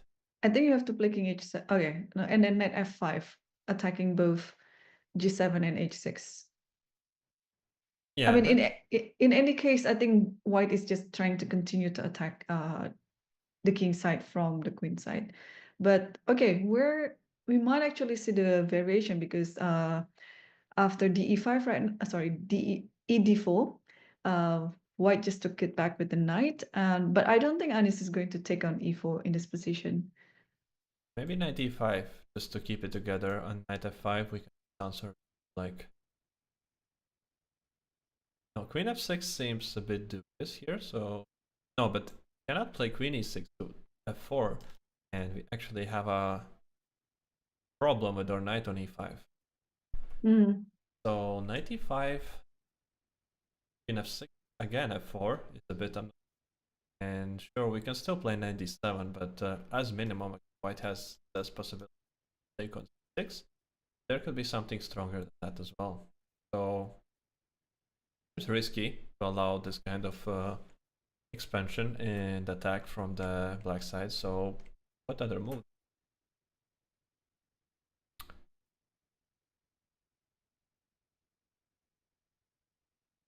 I might need to take on e4.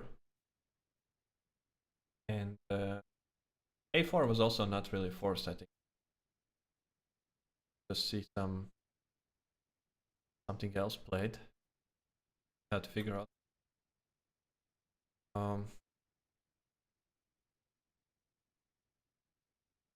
The move will come very soon.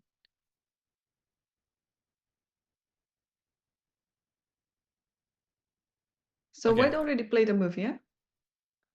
Because I cannot see it from the video. It's a bit too far from me. Now it's black thinking after knight d4. Punish is thinking what to do after knight takes d4. Take on e4 or to play some other move. And yeah, this position is just a guess. Here I'm just trying to find some move side. Feels like there should be. decent option to play. Then again, not that obvious. There's some trouble with the a5 pawn.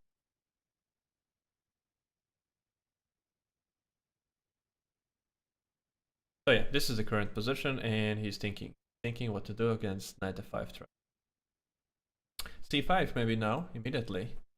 That has Yeah, I was thinking the same. C5, knight f5, and then probably queen g5. Yeah, we did over g6. But that still looks a bit f4. artificial. Yeah, now this is just nothing. You have to play queen f6. So maybe queen f6 immediately, not allowing f4. At least we keep more pawns on the board. Since after queen f6 we don't need to take knight f. We can. We don't need to. We have this extra option. And what if we maneuver the knight to d5? Knight e7, d5. Ooh, Yeah, there's that's knight c7, not so a good be idea. careful.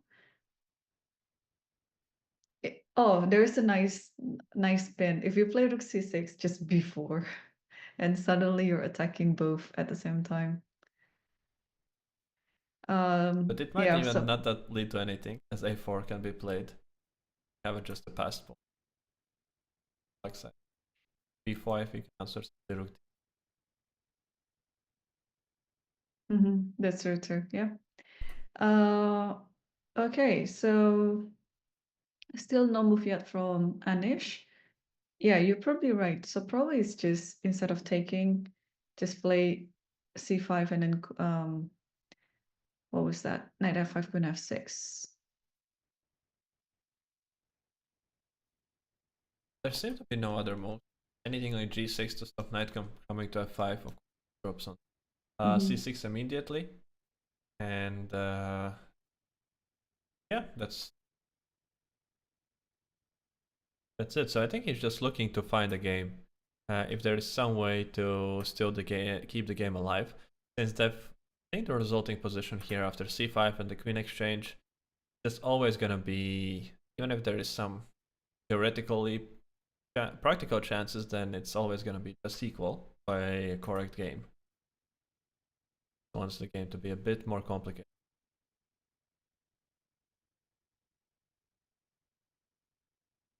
Okay, so this game might not have any more excitement left in it.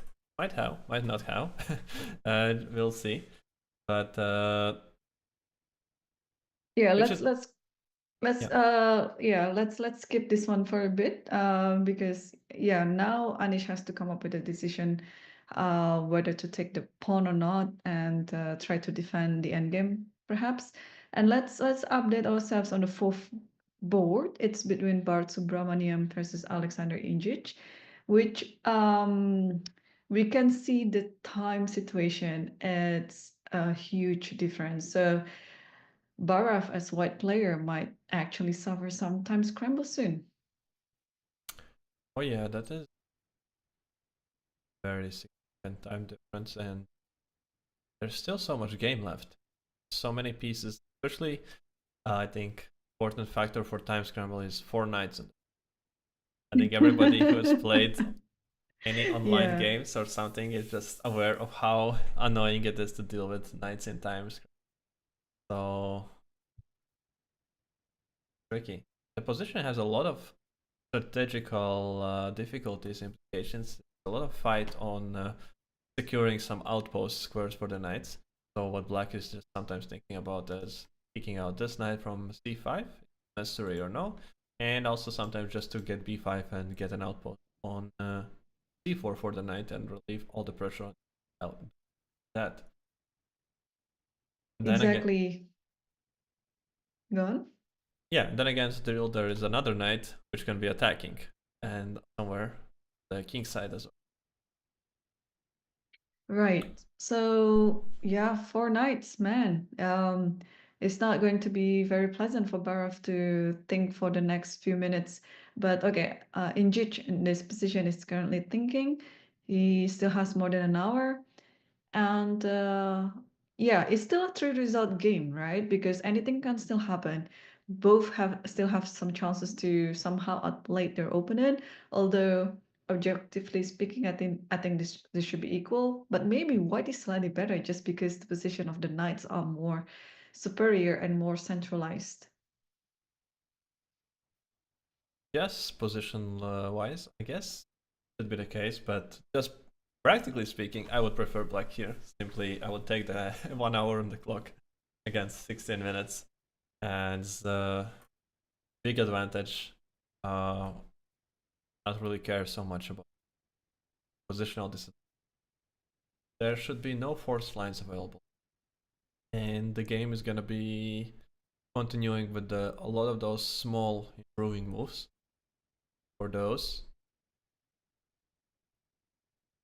it should be tough. It should be just tough. I see more of those moves from the black side. Like, we can always play something h5. We can always play Mm-hmm. something h4 as well, just to space there. Start pushing the knight back to f6, and so you have to think if you're ready to deal with that or no. And from the white side, the active idea of b5 is completely blocked off. So a knight from controlling it. You probably don't feel comfortable playing f4 since the e3 pawn is going to become weak, as the moment the knight on e5 can be hit by f6, which which just makes it practically hard to find moves. And sometimes practically having clear plan is more important than the objective computer. Yeah, clear plan with not so much time on the clock. I think they're a bit too contradicting. But for black, yeah, black can absolutely do what you suggested. So I don't know. This type of position, uh I've heard it a few times before. Sometimes I won, sometimes I lost, but also many times it's a draw. So I think we can leave this one out just a little bit more, because I believe Injuch here will, spend some more time so that he can come up with a more thorough plan. Let's see what's happening in the fifth board, the assigned board between Salem Saleh versus Jan Malek. It was coming out from a Lopez opening, and let's try to evaluate what's happening right now. Who is better, or what can be the plans for both sides? Okay, first thing, I'm trying to calculate the number of the pawns on the board. These 4 pawns on the d file somehow make it hard to do. But I guess white is like an extra pawn at the moment. Mm-hmm. But there is a knight which is stuck on a5. And there's a pawn on d5 which is not easy to defend. Uh, but also not easy to attack. So it's like, it's just standing there, a bit stuck. White cannot play also any c4 moves to protect the pawn there since 3. So what's happening here? Well, this is tricky. Maybe now the plan is to play f5 and 7 just to get. Ah, interesting. Okay, f5 and queen f7. Yeah, that is one of a clear plan for sure. If you could get this pawn on d5, then black should be standing better thanks to the pair of bishops. Um, okay, so if white would like to prevent that idea, what should white do, right? Let me think. The idea on its own does not win pawns, and after f5 I always do have knight c6, and we cover the diagonal. That could lead just to some taking, and rook a8 and pressure on Mm. 3. So white has a few weaknesses then. I mean, although white is currently a pawn up right now, but d5 is his target of attack, and whenever the knight moves, a3 will be the backward pawn, which can also be easily attacked. So a few homeworks there. But Salem just played a move. What was that? thinking about still bishop f4 is an option, but no, rook c1. Okay, Oh, so okay. So he he's would like to play the c pawn then and opening up the c file. yeah, just for a game there before black manages to get out with his own pieces. Yeah, so Salim naturally would like to play for a win because yesterday it was quite an upset because I think he was in a better position, almost winning because he had material advantage, but at some point he made a blunder and the game was not turning into his way and he lost. So today, especially with white pieces, yeah, he would naturally would like to keep playing all the active moves and try to get the best chances to win the game. So rook c1, I think I really like this idea since you mentioned that black's idea probably is to play f5, queen f7, and rook ac1 is just a natural counter attack so that d5 might be getting attacked, but also you have another object here to attack, that is the c7 pawn. Okay, what happens if we continue with the same Mhm. line just for the idea? Let's say c4, have to take it. Bishop takes c, and still I think I want to play immediately. Immediately queen f7, yeah. I was So the thinking of d4, but it was a bit too late, yeah. Like it would be a dream if I could get this type of position, d4, bishop f6, rook e6. But of course, after d4, instead of moving your bishop, you would just eat that pawn away on d5 before bishop f6 happens. So no time to play d4 yet. And now probably, what did you say? Knight c6, was it? no, we don't have knight c6 due Uh, to a3 to the hanging. a3 pawn. So bishop takes e5. 5, we have to intermediate move 5. But I then queen, yeah, queen g3. take here. Now we still have rook coming to g6 from the other side. Hmm, So we interesting. take with the queen, and this seems rather forced. Now f4 actually also coming. Wait a second. After rook g6, instead of pushing g3, can I just take on c7 just to see how this complication turns out? If you take g2, king f1, because I'm also threatening both your queen and your bishop. Yeah, that is true, and this is also gonna be falling. The queen is perfectly placed against ideas of bishop f3 and h2 of sacrificing the queen for some checkmating ideas. None of Mm-hmm. that is gonna be out. So rook c7, very nice counter attacking move. So perhaps I will need to look for something else here. I guess bishop takes g2 does not work in this. Yeah, what do we call it? This type of rook and bishop, a windmill. The tactical, yeah, that tactical motive, it yeah, it doesn't work. Okay, So so I rook still have e6. rook e6 Mm-hmm. first.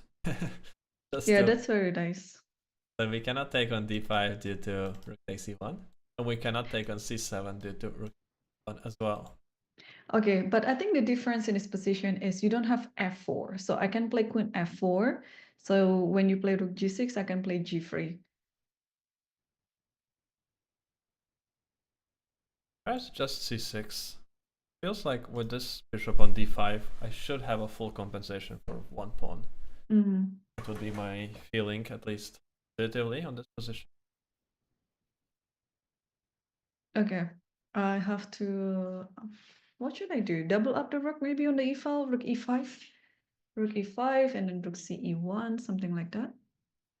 So my idea is to go rook g5 and rook e1, Oh, h5. if you play rook g5, then I take on c6. It's hanging. Oh, that is a big problem. Of course we can up. It looked nice in theory, but it doesn't work out. Okay. Perhaps we have to switch up game, just exchange the rooks a bit, play for the bad knight on a. and for big control over queen h5 idea still in there. Mm, You do go rook e1 now, yep, rook e1 then maybe. then I can just take on it. Take with the rook, I guess. Now I have queen h5, queen h1. I see. Yeah, that would be dangerous. Yeah. So Okay. so something like this actually could be happening, and probably white is happy to just be pawn up and trying to uh, yeah, fight off the black's attack. But from the other side, black has just pawned down and he has to go for an exciting position. Very exciting position potentially.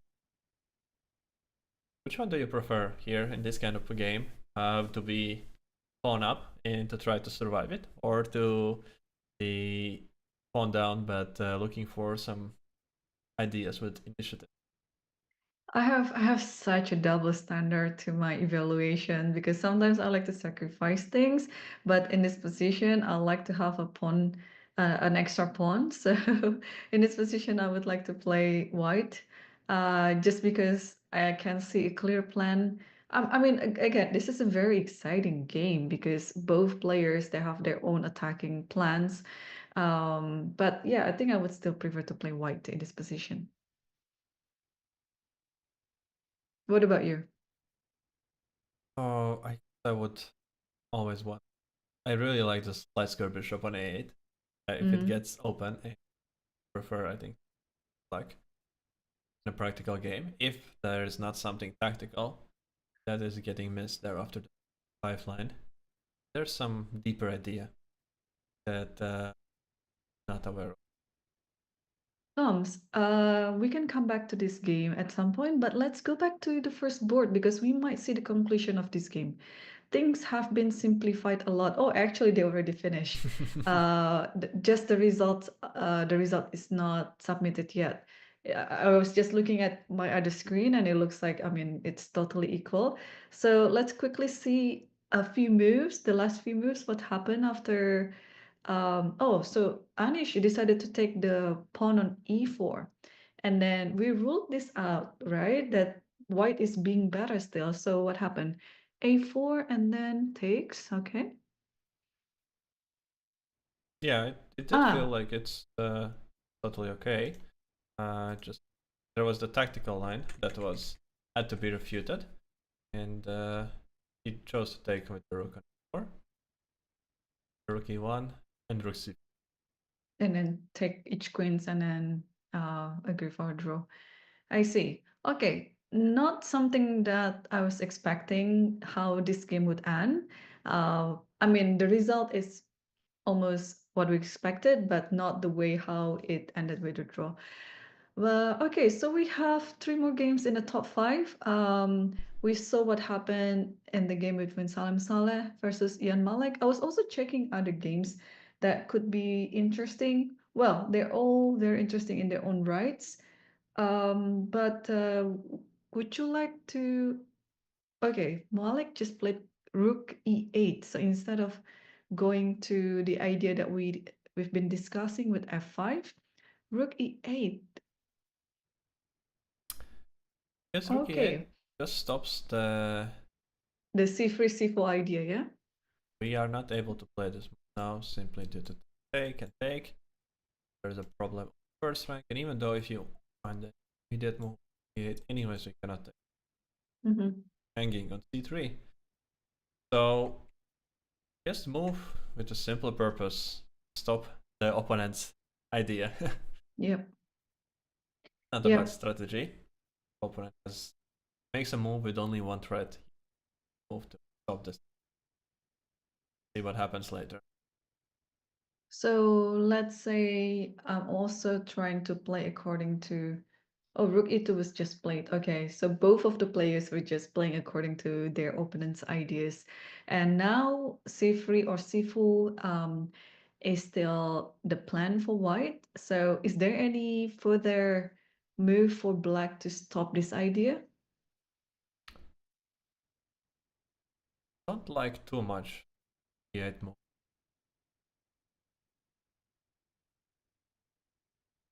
It's not playing according to my feeling that we should be going for a lot of activity and be aggressive here.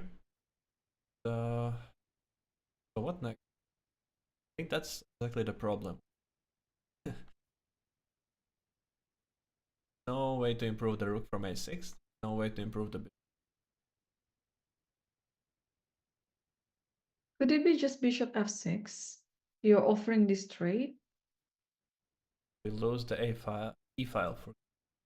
We have the rook on a6, which cannot participate in any fight for d file for the 8th rank.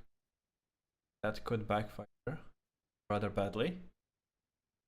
But how to proceed after that? Okay, let's say I play queen d7. We have a bishop h6 at the end. Ah, I didn't see that. Bishop is still hanging. Yeah, bishop was hanging. So maybe, is it a move, bishop e5 instead of queen d7 then? Because you don't have any pawn move to the 4th rank yet. Now perhaps something takes threat of d4. Yeah, but now I can play queen d7. And the rook at least Okay. gets in the game. And then also the other rook gets into the game. And let me think, is it rook d6 or just rook f6 maybe? But rook f6, queen e4. Both of those moves, I think, queen e4. The threat. Checkmate. Mm. We have a move. It's f6. What do you think about this move? Must have some idea behind it, but I was considering f6 as a move in some position instead of f5 just to keep it safe. But I felt just without any calculation, just intuitively, it felt like the fact that bishop has no squares is going to lead to a position where white can prepare some tactics with f4 and catch our bishop.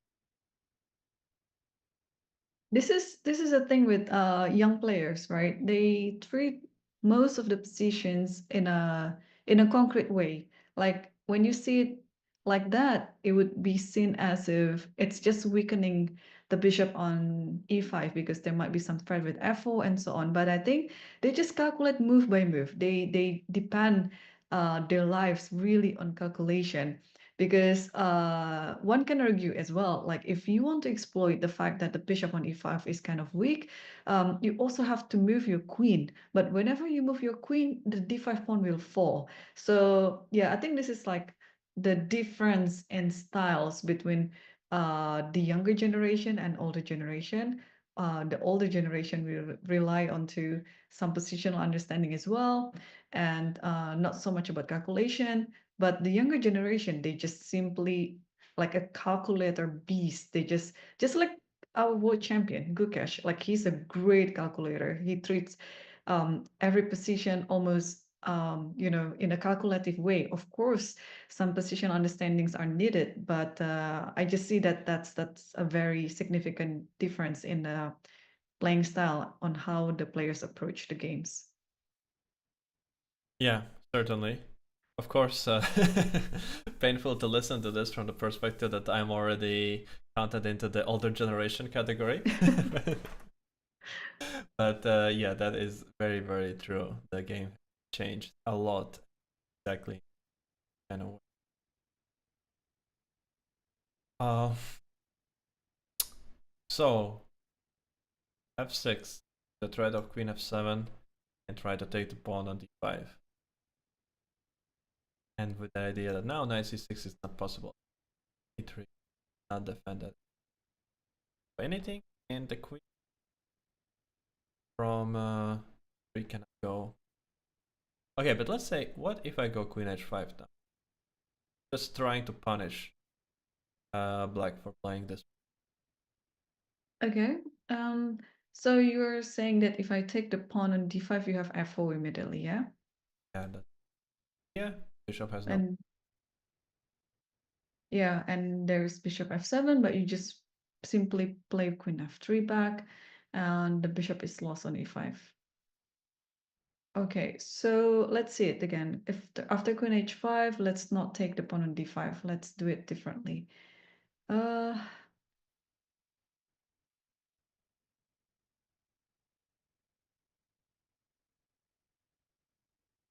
Yeah, something like this is why I didn't like this.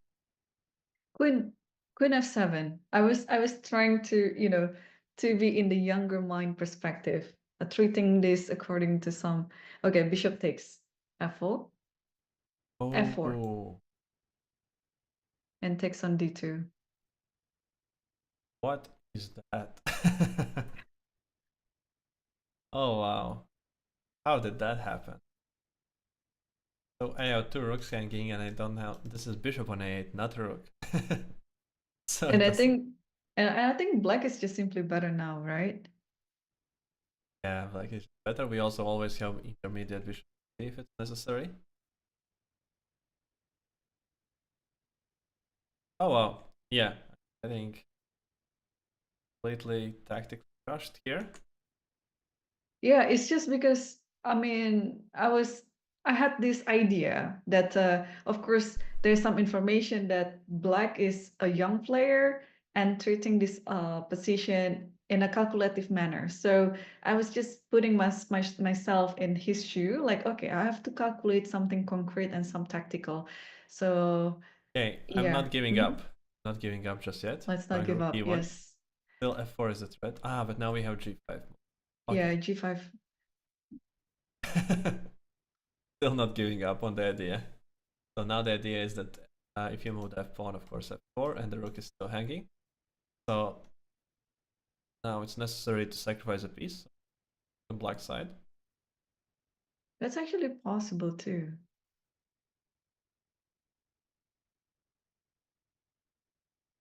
So maybe bishop d5, f4, we take, and Maybe you don't have to take on f4. Let just. Oh, yeah, probably takes. Were you thinking of rook g8 then? yeah, this, but Uh-huh. just king h2. Big is happening. Gonna be a piece for 2 pawns.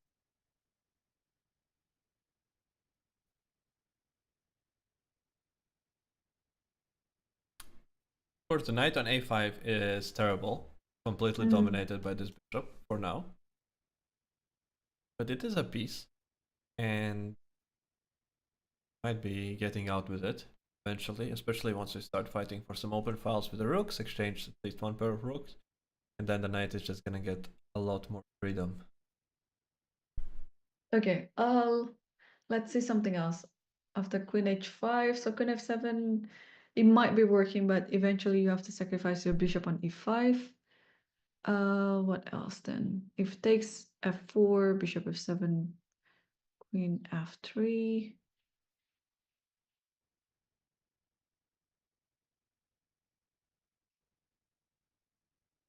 Has to be that move. Queen h5 is by spinning down like very strongly.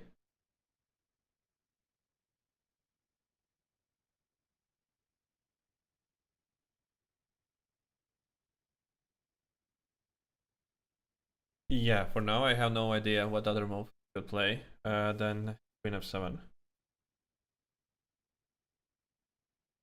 Playing this position with queens on the board without a piece, I think is much worse version.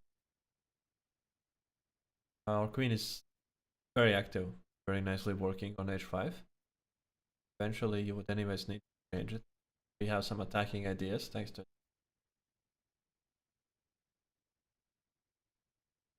Hmm. Yeah, you're right. Oh, I was just looking at the corner of my eye on my other screen. Can we quickly see the game between Paravian versus what was the name? Dai Changren.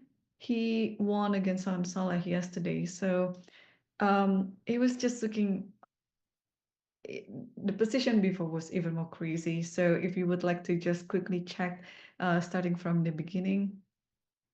Okay, let's see what happened here. Our Lopez, D3 line, until calm approach for now. Okay, and so both sides are just developing pieces, and so without castling, just playing G5. Stage 5, and Black is looking to attack and not really committing with the king to any side yet. Or breaking the center with both kings sitting in the center. It's exciting. So grab the bishop, leave the pressure on 5. Wow, I like FG opening that file. G4. Yep. Okay. Now it's the start of something that's exciting. So you don't take a normal um, reaction when your knight was being attacked. You let it be captured. Especially also you still play with this kind of pressure against the king, piece down. Mm-hmm. Yeah, that is just rook f7, not even bishop f7, give a check or anything, just rook. Allowing black to keep an option. Still castle, which black doesn't do. They sacrifice back the piece. Oh wow. So now we have a check and take the rook on a1. I Mm-hmm. still expected maybe his idea is castle. Now he just takes the rook on a. Oh, this is wild. And white is absolutely out of the time. 3 minutes against 48. Or as we see on the screen against 50. No, Mm-hmm. 48, yeah. Wow. Knight f3 played. Arabian trouble. He should be in trouble when you look at the clock. But maybe it's just a bluff also from player with black pieces. Sometimes it also works like this, that you go for some line and then you realize, it doesn't exactly work, but okay, at least I'm gonna play it fast and see what happens. Yeah, also bear in mind in the current position, white is rook down. Of course, I know that the bishop on a1 is hanging, and probably that's the piece that Paravian will capture on the next move. But still, we can come up with some ideas, right? Like, for example, um, I don't know, I haven't really calculated anything, but a move like queen e3, for example.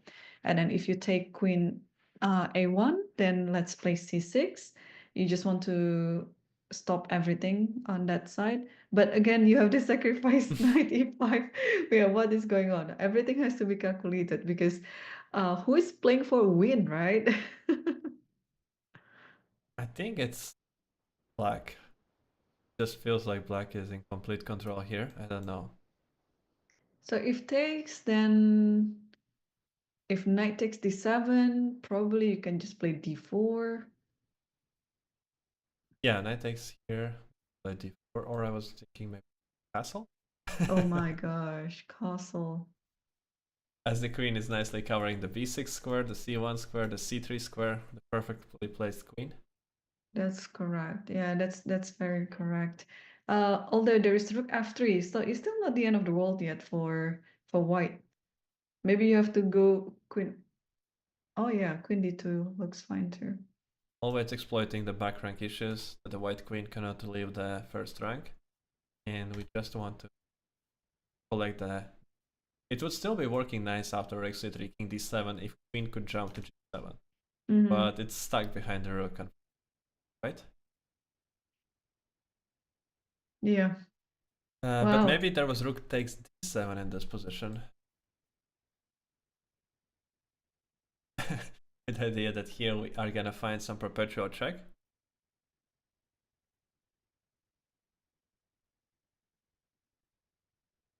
So now black would need to play some other clever move. I guess other castle is not gonna be that effective Maybe with just rook c8. Just rook c8 because you would like to play rook c1. c8 with a track. Ah, now any lines like knight c4 do not Just work. take. Taking.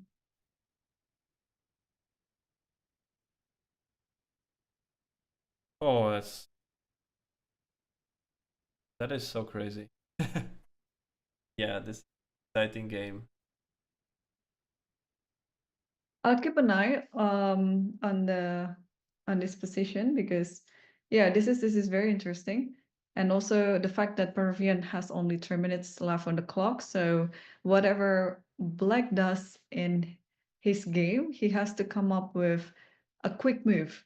And the position is very far from being simple. So yeah, Peruvian has to be really careful here. And I think that he might be just in trouble and miscalculated some ideas, and that's why he is in this deep time trouble. Somewhere, something got missed. Uh, the reason for being so low on time, and then it's about there's some miraculous escape. Or that would be incredible start for Dai Changren if he actually wins this game. Starting 2 out of 2 and it being against such a tough opposition. Yeah, exactly. I was about to say, yeah, it would be amazing to start such a strong event with 2 out of 2. And especially when you've been playing against a stronger rated opponent. Queen e3 is played actually, just this moment. And so I think we can wait to see what is gonna be the reply now, because it's 2 minutes 50 on the clock. The time is ticking down. It's gonna be Queen a1, or is there something clever? No, it's Queen a1 Queen immediately. a1, yeah. I think that bishop has to be captured. And okay, now black and castle, black and play c6. I think castle is, I think, objectively the better move because you just would like to get your king into safety and offering some exchange on the f8, maybe getting rid of this rook. Yeah, White is left only with passive pieces, because after castle, even a4 does not have a single threat as kind of scenario we can capture with the bishop on expected. So knight on f3 is out of the game, queen on a1 is out of the game. The black is just having big material advantage here. absolutely. Yeah. Yeah, so incredible. Incredible Yeah. game. Castle was just played. Yes. So, wow. I think black has been playing very precisely as well. But now the position is becoming clearer and a little bit easier for black to continue instead of before. But yeah, castle, I think all the plans are very clear. You want to simplify the position, offer some exchanges, especially the rook on f7 is a very dangerous rook, and naturally you would like to trade it off. And that's it, yeah. The king is pretty safe on c8. Yeah, just like this with one move, all the excitement is gone from this. It looked super exciting a moment ago, but yeah, just castle and funny how quickly that can change, and unless we are missing something very obvious somewhere, which Dai Changren is very close to 2 out of 2. Yeah. Also, another interesting position, and I really need your expert explanation, is the game between Teodoru Nicholas versus Madaminov. You'll see And what I'm talking about. which board is that? Oh, that's 21. uh, Yeah, found it. yep, you found it? Okay. Yes. So you see, it's 3 pawns up for black because I remember you were saying that, oh, firstly, I would like to count how many pawns that each players have. And now it's 3 pawns up for black, but of course we can tell that white pieces are way more active. So my question is whether this compensation is enough. None of the players having time to scramble yet, so still they have some time to think. But if you're playing this position, I know which side that you would like to prefer playing on. Yeah, that's a And good guess. and I think I also know what I would like to play as well. Like I also prefer to play this as white because it looks very easy. Just looking. I haven't started with calculating yet, but it just looks all you have to do is just to attack. I don't know, bring the knight to d5, maybe bring the rook to f1, possibly sacrificing it to f5. I don't know, something like that. So now I'm thinking about it. After queen g7, it is white's turn. Is black in trouble or is it fine? It looks like trouble. No, like 95. How do we stop the checkmate? Are we forced to go rook d8? The idea is knight f6, queen h7 checkmate. Mm-hmm. So, and after rook e8, we just win a full rook. Yep. Rook d8 then. That seems another passive move, another wrong square. And if he can get knight d5, maybe he's just thinking which is better, knight d5, knight. And then now we have now knight f6 checkmate, but perhaps the one idea. Oh wow, 6. We can actually see the opening a little bit because I was following it a bit briefly, and Theodore is very well known for, for his exciting and interesting preparation, and he's been helping a few of top elite grandmasters as well. So let's see what he has prepared in this game. So bishop So, opening mm-hmm. and the line with knight d4. Okay, this kind of setup. Yeah, this is kind of interesting situation. Like you have an option to take on e5, and this is basically so. Or you can play without a pawn and just to claim that black's pieces are somewhat strangely placed. Not that easy to play this game out. I've been looking at this from the white side as a plan as well myself. Like to occasionally mix in bishop opening as the weapon as well, but oh wow, an f4. that is an That is, I think, quite new and exciting idea. I'm not sure how new, but kind of playing in the fashion of Gambit. I think Just so. giving up some pawns, getting the pieces out quickly. Just, yeah, the knight on d6 is the problem for black. They could transfer it to f6. Of course, it would be all relatively easy, but then we could get the bishop out from c8. But as we saw from the final position, Yushan did not succeed getting out from. So, knight f5, an attempt to get the bishop out. Castle. And not in time to move. Again, g4. Attacking game. Both players were burning a lot of time, so not a preparation. Like both players already playing. Happened. d6, yeah. Very nice move strategically. If it's working all, then this is like material for lessons. Simply just how to cut off opponents' defensive possibilities by eliminating pieces. So knight f5, and now we just try to open up the game as much as possible. And queen h2, queen g7, takes d6. Wow. And rook d6, I guess the idea is here to play an intermediate move, knight to d5. Mm-hmm. Now we are threatening a checkmate, 2 different ways. So you play rook, yeah? Now we. Yeah.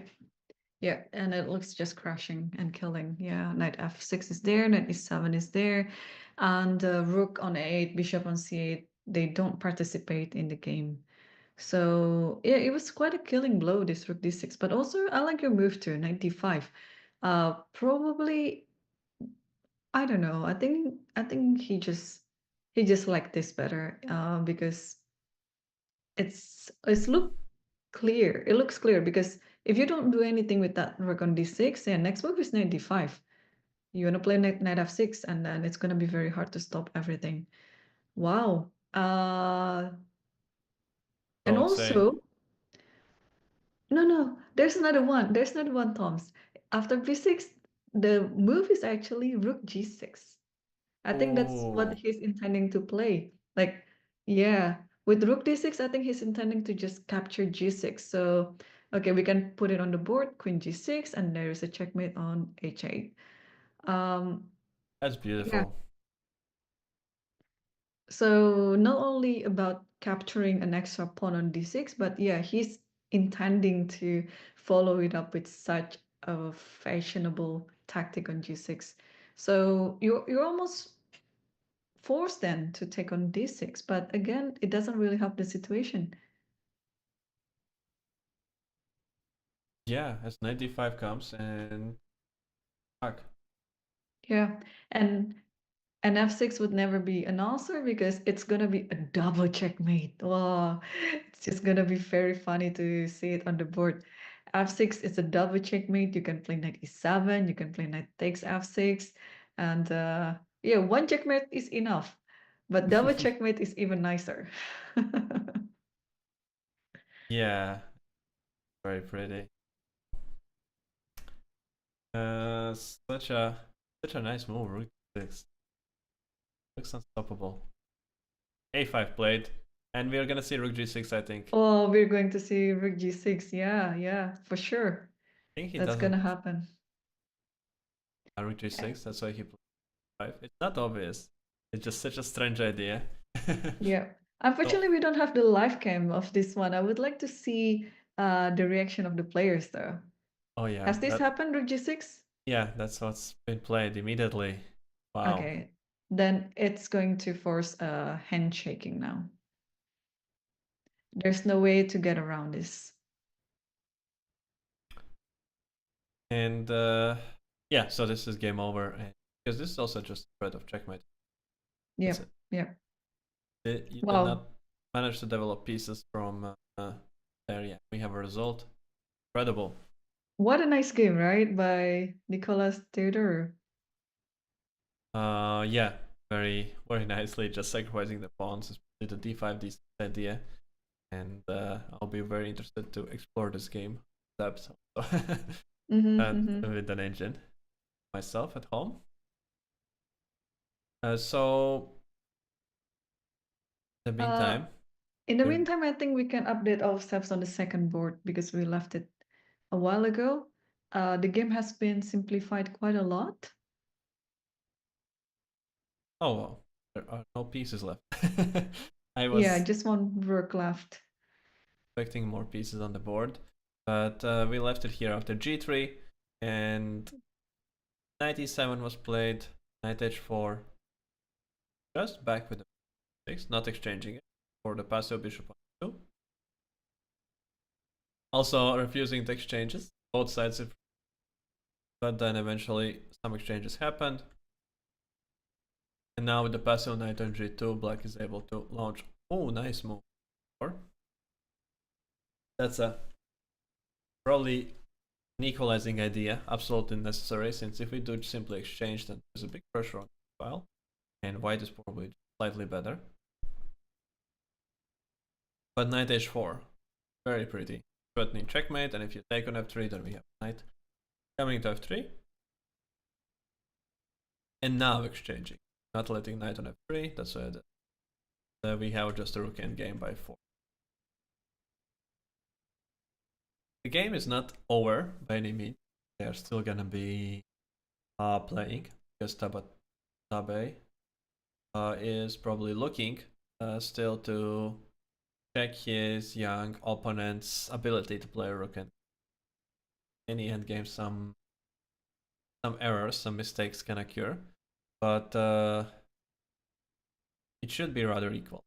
But we don't have a symmetrical pawn structure, which means that there is room for game. White has 2 open files for the rooks. Now after rook g5, black also is looking to play some b5, some active ideas, and it's completely possible. Still some winning chances can appear. Yeah, I think it is still a three-shot game. Anything can still happen in this type of rook end game, especially we don't have a symmetrical pawn structure, as you mentioned before. And before we dive deeper into other games, let's take a look at where number one seeded. How is Nordirbeck Abdusattorov doing? because yesterday he managed to save his game from a losing position to drawing the game in the end. And apparently he's not doing well. I think black is slightly better in this position. Yeah, it's a lot to take in immediately, but of course, first thing noticing is the super powerful bishop on d3, cutting off the active game by knights. And another thing that immediately stands out is knight coming to d4 with some checkmating ideas. It looks It's like actually the idea right now that if white doesn't do anything, it's mate in two. yeah, looks like the kind of game where Satoru simply has played against an isolated pawn, looking to claim that because opponent has an isolated pawn, he can slowly get into an endgame and try look for chances to outplay. But what often happens is that when you do have an isolated pawn, it gives you some extra options for more aggressive attacking possibilities. So uh, it can be a weapon that is used by high-rated players to play against uh, lower-rated opponents that maybe they won't be able to play so precisely with the isolated pawn, and then they get chances to outplay later on in the game. But if opponent does play precisely, then you can end up suffering some big attacking stuff. So knight f3, I guess, was the only move to stop the checkmate. Any clear way played. Expect something like bishop e4 to be one of the main candidate moves now. Looking to collect all the pawns on the third rank. Hmm. Yeah, it would probably be the case like yesterday as well when he had to defend an inverted position, and yeah, he's doing it again right now. So we'll see if he's going to be able to save it again or whether he's just going to get punished for his play. It's hard to be Norderberg because he just finished playing the Grandchester in Romania, and the filter in Romania, it consisting like the best of the worlds. Like Fabiano Caruana was there, Gukash himself, Ali Reza, Pragnananda, and all other good names. And it was such a tough tournament, and he simply didn't have a break, even one day, because I remember the Grandchester finish on Friday, and on Saturday he already started playing round one yesterday of Sharjah Masters Open. So he simply didn't have enough time to rest, and now he's back on the grind again. Yeah, it's a very tough schedule for him. Yeah, and still, there is especially tough situation when you are top seed in a tournament because either everybody wants to beat you or everybody is fine with the draw with you. But the main thing common is that everybody is extra motivated. Yeah. So yeah, then he's like he has to struggle because people are just happy about the chance to play with an elite player, and he's the one who can only lose stuff really in those games because he has to prove some stuff, his rating and so on. Others are enjoying just a game or just fine with a draw, and that's a tricky situation. And instead of bishop e4 now was bishop e2, not allowing any forcing stuff, but just going for a direct threat. Same idea, pawns hanging, knight hanging, but not allowing any forced exchanges on e4 and simplifications in that game. It could be also really a sign that Aditya is feeling his position being great and is looking to play it for a win. Absolutely, yes. I think both players know that black is the one steering the wheel right now because yeah, the positions of the pieces, they're just more active and really ready to give more pressure. So bishop e2, you would like to capture the knight on f3, and at the same time the c3 pawn will hang. Uh, it's very hard to get out of this situation. If you bring the knight back to c3, sorry, to d4, that might be fine, but knight g4 is coming, and then what else? king g1, and then you have to put your bishop away again. And maybe this time to, yeah, probably to d3. I was thinking of a6, but then just knight b5 is there. And suddenly everything is, oh no, knight d5 is not, it is not an option. Rook e1 is under threat. Yeah, bishop a6, yeah, this is what I was trying to mention, that bishop a6, you would like to check on e1, and then also c3 is hanging. Oh wow, knight one. That is begging for a checkmate soon. That is begging for a perpetual check, first of all, with knight g4, and here just making a draw. But okay, the idea is that now there are no moves like bishop a6 because the d5 pawn is hanging and there is no checkmate first round. But what if you just bring back the bishop to d3? Yeah, no threat. So we can maybe take on b7.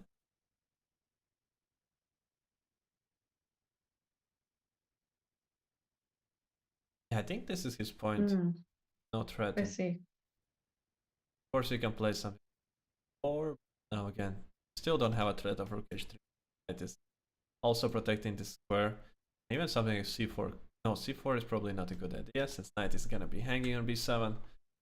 But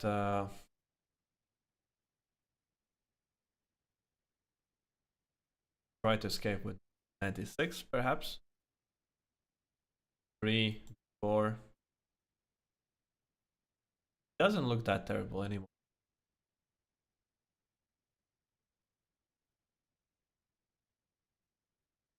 Yeah, this looks fine. Okay, so knight g1. I came to my mind a move knight g1, but I didn't dare to actually mention this as a serious candidate, but I guess it looked just visually too strange.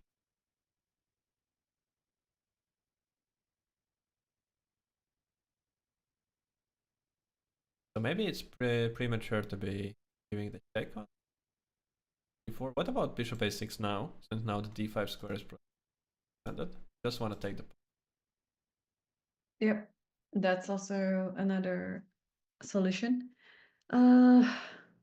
Probably you have to play a move like c4 then.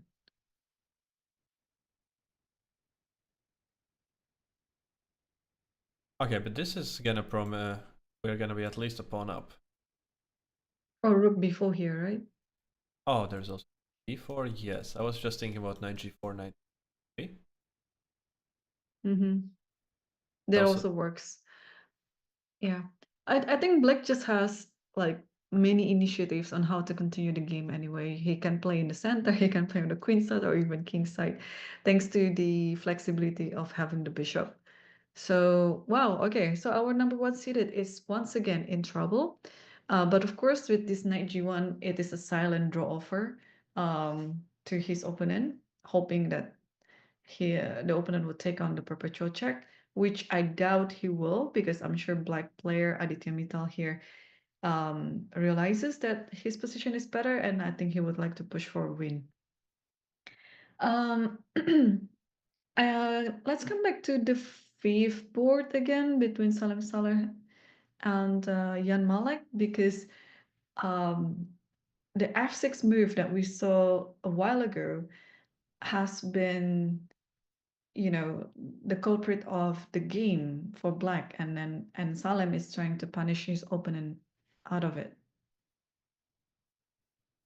So I see that was 6. He did not play queen h5. So after a lot of almost 20 minutes spent, he did not play queen h5, the line where we exactly did not see the refutation f4 threat and how to not lose a piece. There could have been a way. I've seen it. And now queen f7, knight c6 game. So this is the ideal setup that kind of felt like black should be happy with. Still, there is a threat of f4. There's more.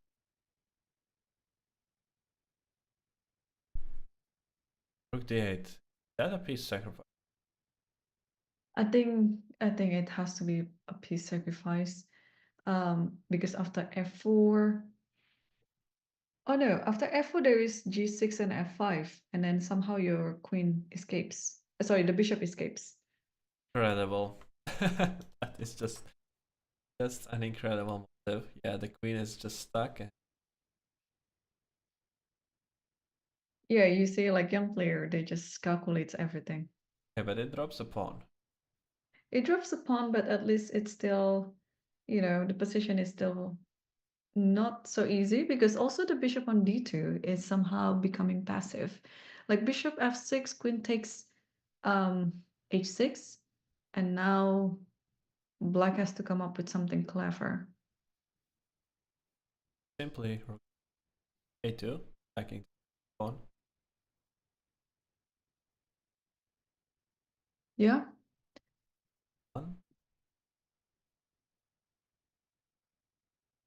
And now, Or even the idea of just bringing the rook back to a8 and offering all this exchange on e8, I think it cannot be that bad for black.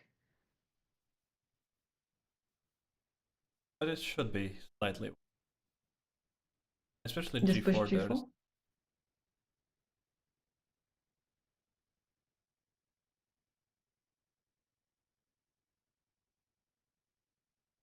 We do have some initiative here from the white side. Queen h7. Okay, saying that pawn is irrelevant. Oh, but now again we have some tactic. We don't have 7 Yeah, d5. you have to play rook f8 then. But that means that black is already getting very, very stuck. Yeah, black is in trouble right now. Yeah, you're right. Yeah, still has to be careful. 5, and now I want to get the d4. Or even you can just play h4, h5, get the rook on the h rank. That's also. Or c4 and get the Or bishop. c4, yes. Anyway, will do. But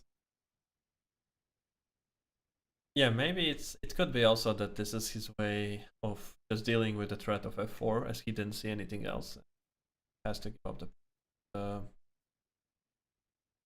Maybe no rook a8. Maybe that's just not necessary. Now we can try to, let's say, push the queen back by some repetition. Queen g3. And now place to go queen d5. Okay, but let's say something like king g7. And might not be that easy to make progress since rook cannot move from e2, side down to defense and pawn. Bishop does not have any move. And out clear threats. So maybe queen f2 is the better try here. To at least have a g4 plan. Or g5, rook e7 as a potential threat. But then queen d5. And the fireworks on.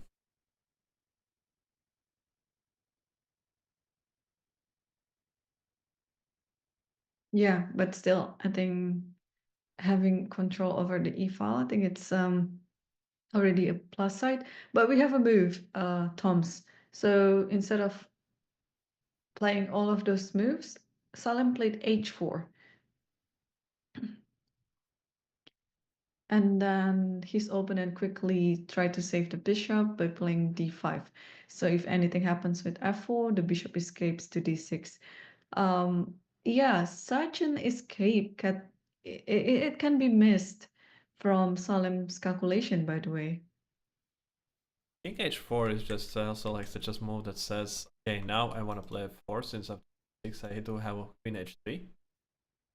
And if you do something like d6, then you just have h6 falling to a bishop. Don't turn off the bishop. So might be just a very clever move. And d5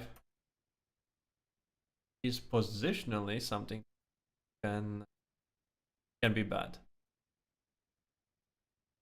Simply we lose some coordination. Queen side pawn start. So what do you do here? Like h5? Fixing the pawn structure or something else? Yeah, h5 is the positional pro. Let's try that. Yeah, looks very, very pretty at least. We can struggle to find moves.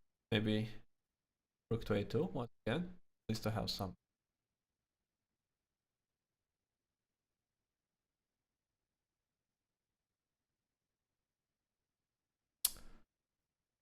Bishop So c1, yeah, yeah. one and might be. Oh, he goes for bishop f4. Mm, interesting.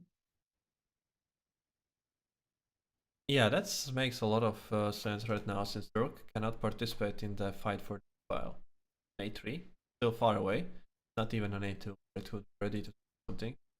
So if you simply exchange, there's queen f4, but there might be also intermediate move.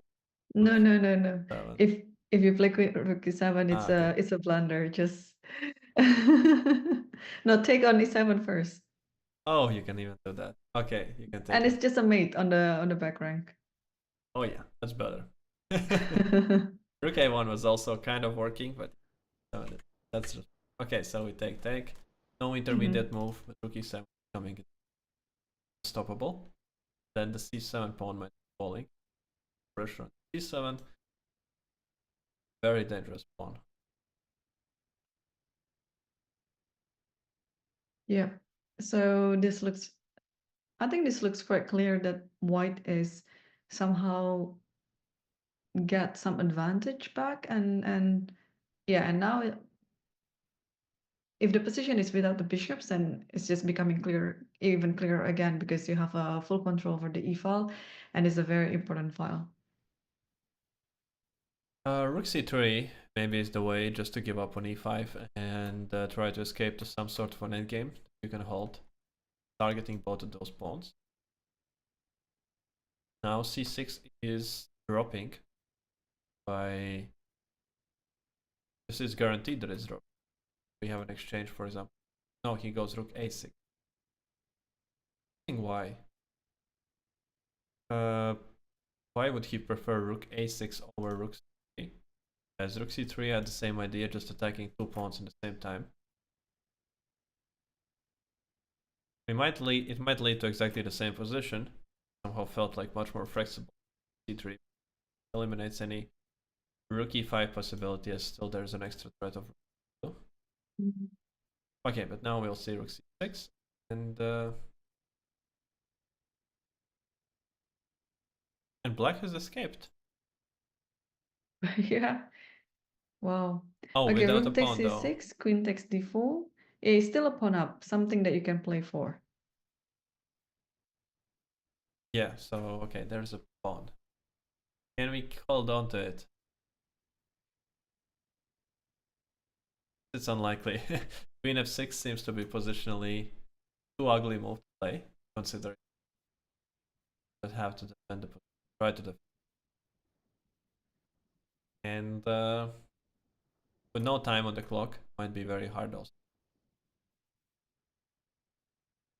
So f6 move slightly has backfired. We don't know what is happening after more aggressive moves like f5 ideas, but f6 slightly backfired there.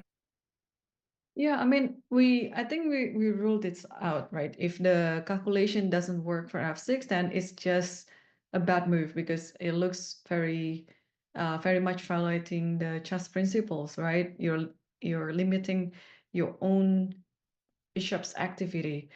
So that's why I think the black player was just pinning his hope on his calculation, and when it didn't work out, then he succumbed to a worse position like this.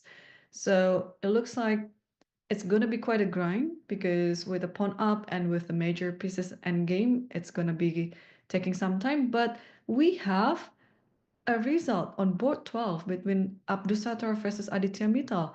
I was wrong, Toms. I thought black would have declined the perpetual checks or this repetition, but he accepted it. So after knight g1, there was this knight g4 check, king h1, and knight f2.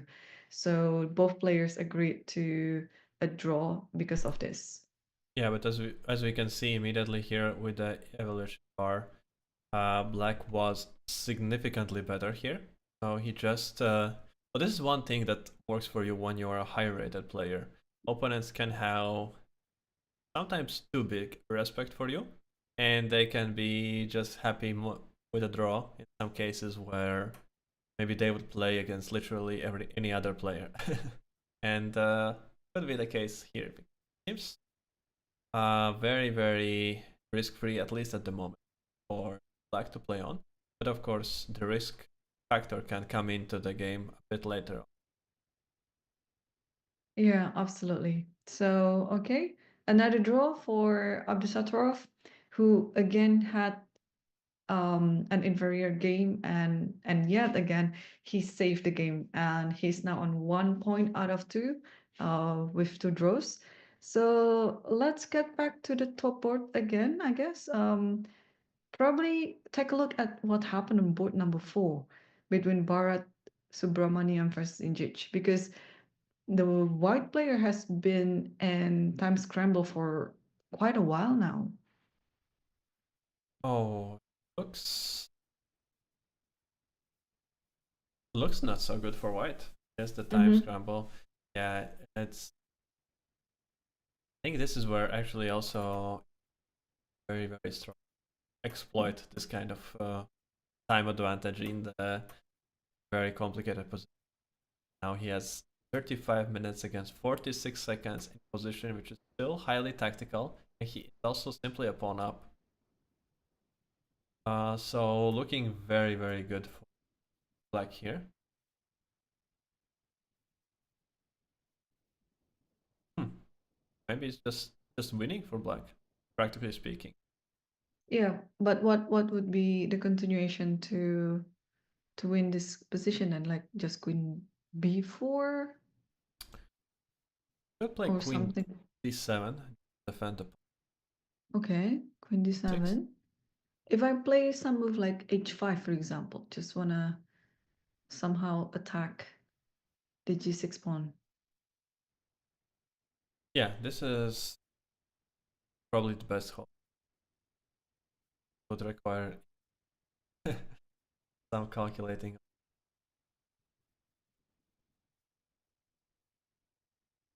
Take h6, takes g6, rook h7. No, no, no. Okay, this could be the next one that we analyze. No, I was just trying to be fancy. I was trying to be fancy, sacrificing my queen. I don't know whether it works, but I would just like to see it on the board. So instead of, yeah, queen h6, take on g6. Okay, king comes back to g7. I have to try this. I have to try this. It's yeah, and then king f. No, there is rook a8. That's Oh, that's my whole point. So you have to come up to f6 then. then I drop the queen Yeah, back. but then you drop the queen back. So you see, somehow it works magically. Wow, that feels magical indeed. So maybe I have to come back to. Yeah.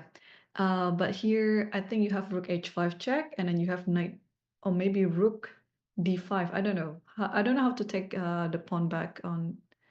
Oh, but you have that one. I see. Okay, what is going on here? It's such a strange position. Uh, so if you take with the knight, I just take on g. And then you take on c6. Oh Oh no, no, you wow. just take, no, no, no, no. Both rooks hanging. It doesn't work. Queen takes c6, knight e7, king takes h5, knight takes c6, and white loses. Or No, we instead simply of, take on e7 with the rook. Yeah. oh, yes, that works as well. Um, yeah, so not knight d5 then. Okay, let's say it again. Um,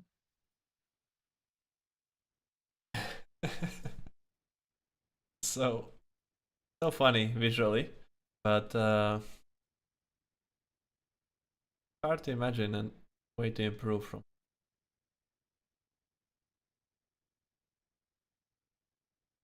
Checks are over, what if I and just take on f7? If you give a check, I'll just go away to the side.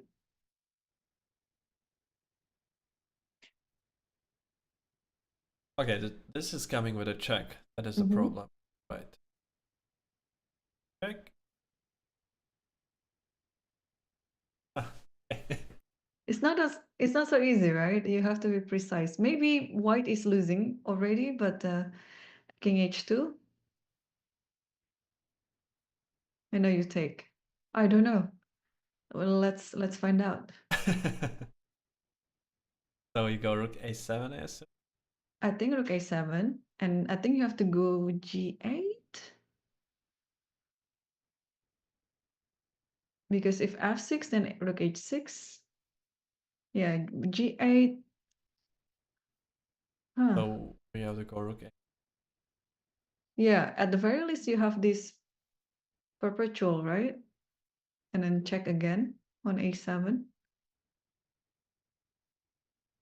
rook h6, and then you have rook f7. I think you're just losing now. Yeah, it could be. Getting checkmated. Yeah. Funny, right? Wow. You see, it's not as easy. Okay, let's see it one more time with your rook h6 idea. I think it was somewhere in the Yeah, so rook h6 idea. Yeah, I was of course calculating only this, that this is not possible due to rook takes g6. That after knight g6. That's true. So I was trying to trick you, and while I did that, I got tricked myself. uh, so here, this is very curious. Look, we have to go forward, and crazy, crazy Just move. take on f7, yeah. Yeah, because if you stop it, just queen takes f7. I'm sure it's just rook c6 or and then you just give a check rook g5 and yeah, if there then there is knight. Hang It on. just does not work anymore. Yeah. Or time. But maybe first rook c8, rook e8, now knight g6. But queen takes. But good enough.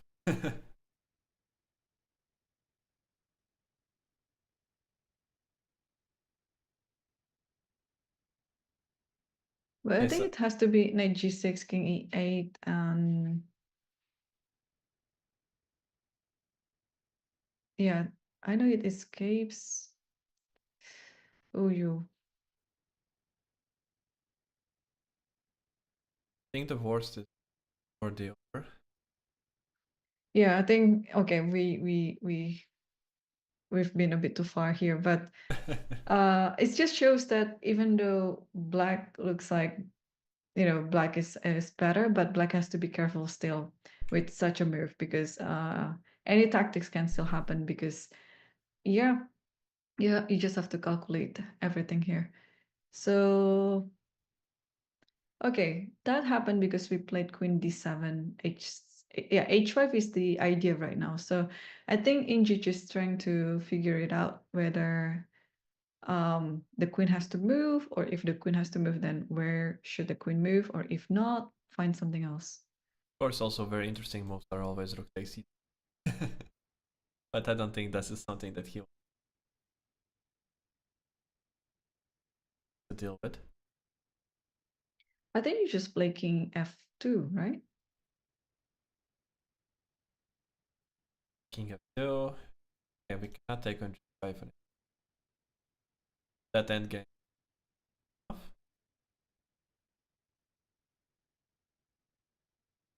Queen e5 is there. Queen e5 is there. Okay, so first then I check 4. Yeah, that's actually better. Okay. 2. Okay, let's see it. King h2.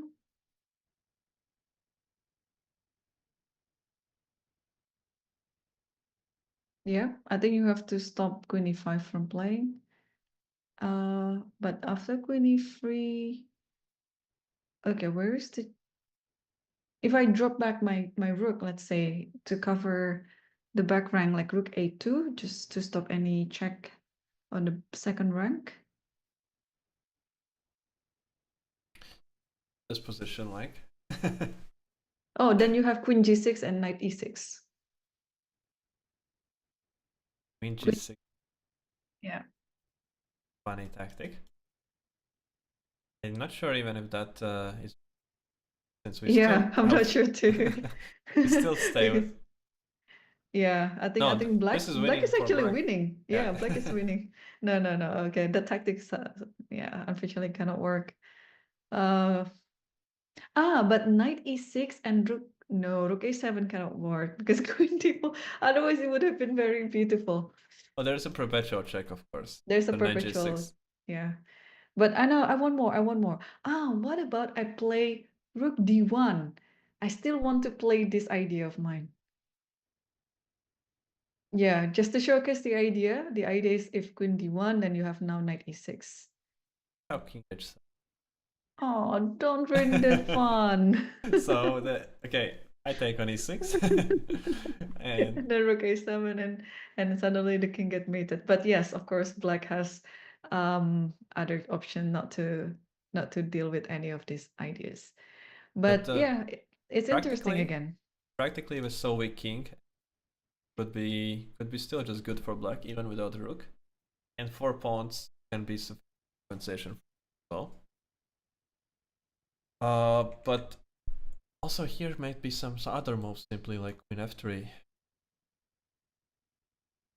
But again, knight g6. Then you have knight e6, yeah. Again, we can play king h7 though, but doesn't do that much immediately, the knight. Yeah, but now the rook is not active, then you can play queen f4 somehow because the rook is blocked. Yeah, that is unpleasant. One move too short somehow to deliver this tactic till then.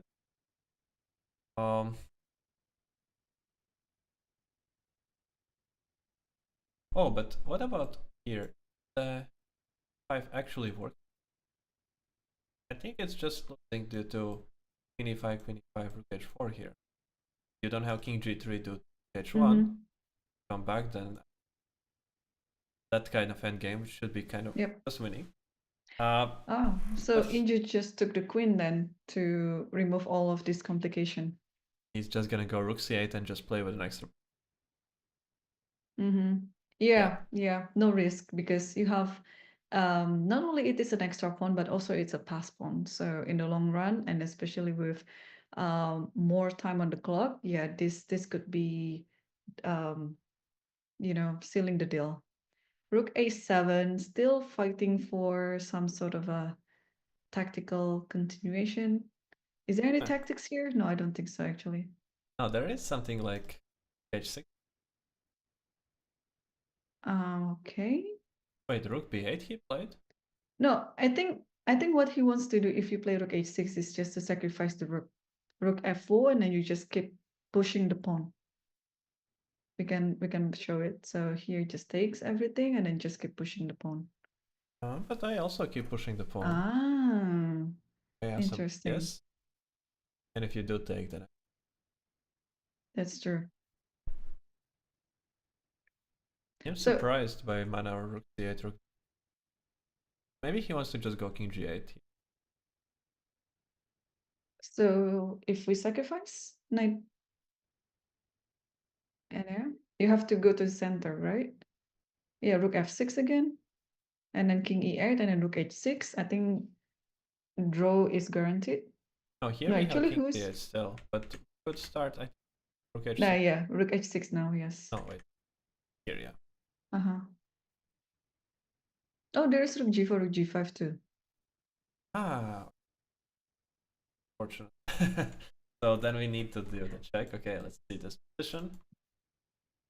So now rook g4, rook g5 doesn't work. We have to go king. But perhaps. You have knight b6, yeah. But I don't think this is the direction that Injit was trying to get. So let's see it once again. So instead of playing king g8 and allowing this to happen. Okay, rook h6, of course. You Played want to. already, yeah. It's played, yeah. Okay. Yeah, I think rook b8 was a blunder. I think he underestimated it. Yeah. Black's pieces are not ready for a tactical. Maybe we have to sacrifice and play knight d6. Yeah, that works as well. But that is, I think it's somewhat risky to bet everything on one pawn. You push b4, maybe take. Yeah, you always have rook h1. So 5, 1. Anyway, so maybe it's not pushing the pawn then. Maybe just play knight f5 right away after rook c7. 5, rook 1. And then take on d4. 1. Knight e6. A draw. Gonna be always here for white. The shattered pawn structure. Takes on f4. Should be strong enough.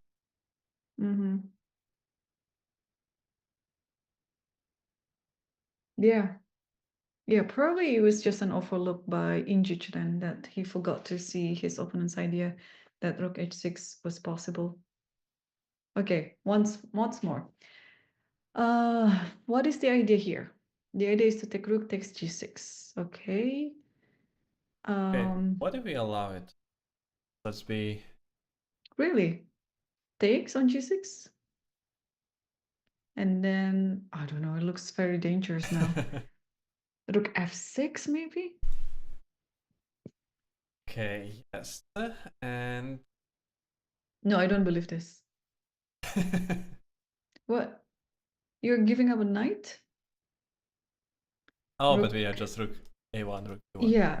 So also knight d3 is there too. If I'm just trying to make it work somehow, some threat. Because otherwise it just looks too easy for white. Escape it. Also, the move rook b8 was played very quickly by Injic, so probably he hasn't really calculated thoroughly yet and forgot his opponent's idea. Yeah, I guess some move like 96, regrouping to f5 must have been the way to go here, or just prophylactic king g8, just stopping this plan. King g8 could be just a useful move, because now playing rook h6 seems way too committal, and other than that, yeah, the rook goes somewhere else. We can do runners and think about getting the knight in the game, kind of stuff. But it's still gonna be very hard to win this, like this very weak dark squares and pawn structure. And just knight d3 coming and blocking everything. Maybe queen g5 was a bit too hasty, and yeah, there's just some tactical lines due to which engine could make the position work for black. They were also a bit risky. Chose not. So what is the? Yeah, still he's thinking. I guess he's gonna take his time now. H6, trying to find some way, keep the game going. But yeah, wait. Just got some idea. What about? Okay. King f3. I don't know where to go. Probably there. Yeah, now they can at least. But the rook is hanging, no? Rook h8, rook b8. I did not. Yes. It is hanging. It is not too good. Playing for a win. White pieces already. So no, I don't have idea how to escape it. Oh, he played something. He played something. What was that? Yeah, I think it's either taking on f4 or playing king g8. We'll have the move very soon. Played 96, so I think he played took on 4.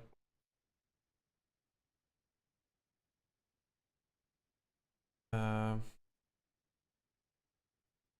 I think he sacrificed an f4 and I still don't see the move. But other than that, hard to imagine where 96 came from. Yeah, that is the It was position. 96. Yeah, takes and 96, yeah. Okay, but now rook c7. Okay, rook h1 immediately. Works equally well. And like very little. Very, very little for black to be hoping for something. Pushing the b pawn. Probably the point that on rook c7 he just wants to keep it with rook b6. Although, are we a little bit by getting checkmated? Let's say we play rook d7 now, and on something like this, I just the threat of one of those two. Then following with checkmate. Yep, yep. There's always some matting net around the king. And this seems to be already unavoidable if this is allowed. So after rook c7, I think he cannot play rook b6. He has to keep the rook on the 8th rank and play around with the knight. Maybe put pawn. Maybe he just intends to put pawn to put the knight on c4. Or you can keep pushing it one more time, maybe?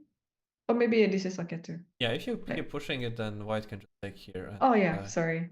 Yeah, knight c4 first, of course. Knight c4, rook b1, and then sorry, b2, rook b1, and knight c4, rook b1, and b2, something like. Sorry, I got confused. If we do play rook b1 at all, we also have an option to just go f5 now. Yeah. If we want to escape for a draw, I think. Then if you take, and I move the king up.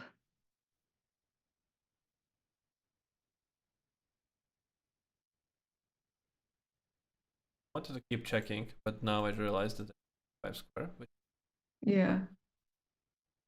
still might be probably not. I'm not in time. Not in time to get f4 to work. Okay, so this is too much. Don't mind. Tactic. He just goes rook. Didn't like rook b1 because it can lead to knight being able to attack it. And he's playing on last seconds. So you can see the clock. He did the move with the seconds. So this is what he's playing for. That time trouble. You missed some tricky knight maneuver. Result is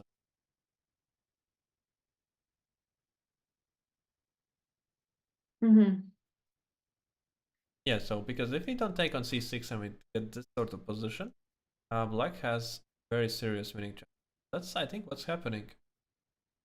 Rook a3, b2. And this game is not over by any means. Some possibility to draw it was by this rook c, not playing rook c.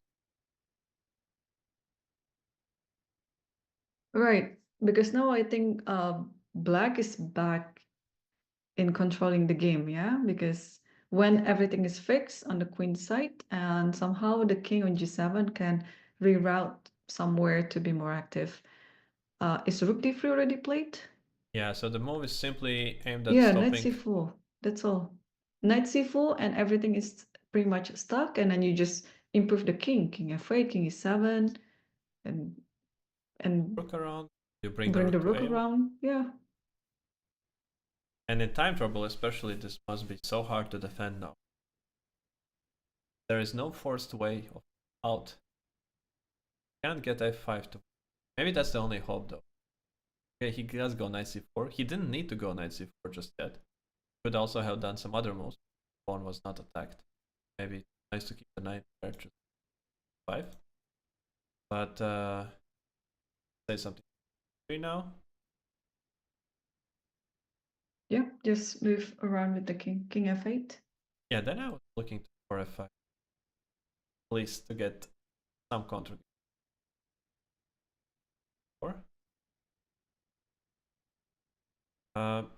He's gonna be shuffling the rook around first.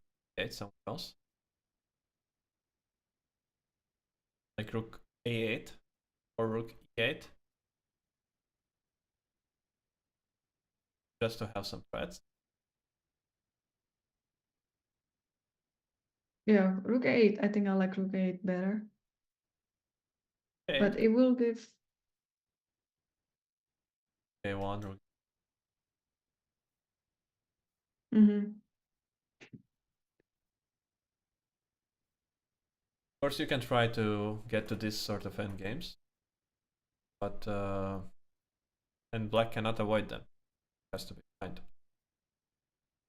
Here comes the issue that we didn't attack this.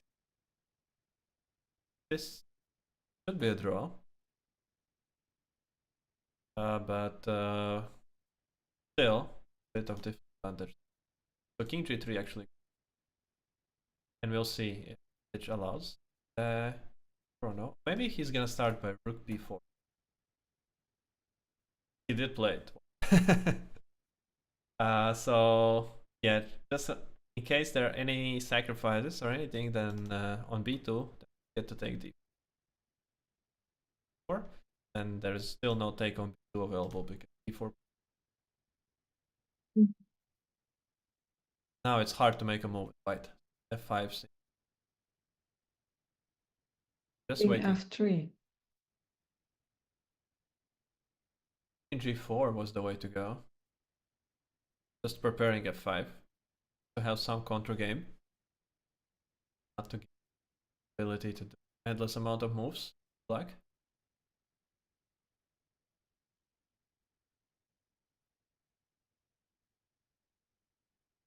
Anything else played? Rook a4. Oh, Yeah. we now have no rook b. That's Yeah, and also rook a1 and then knight d2. That's a big. So he's coming over the. Okay. Stops those ideas. Now I like rook a1 here.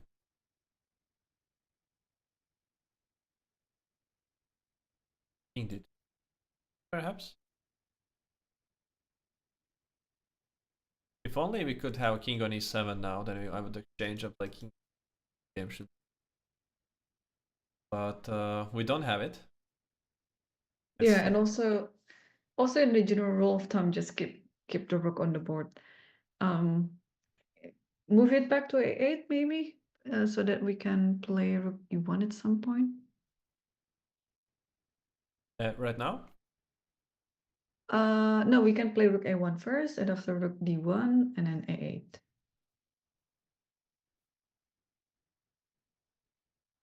Yes, we have no king d3 due to rook e1. Mm-hmm.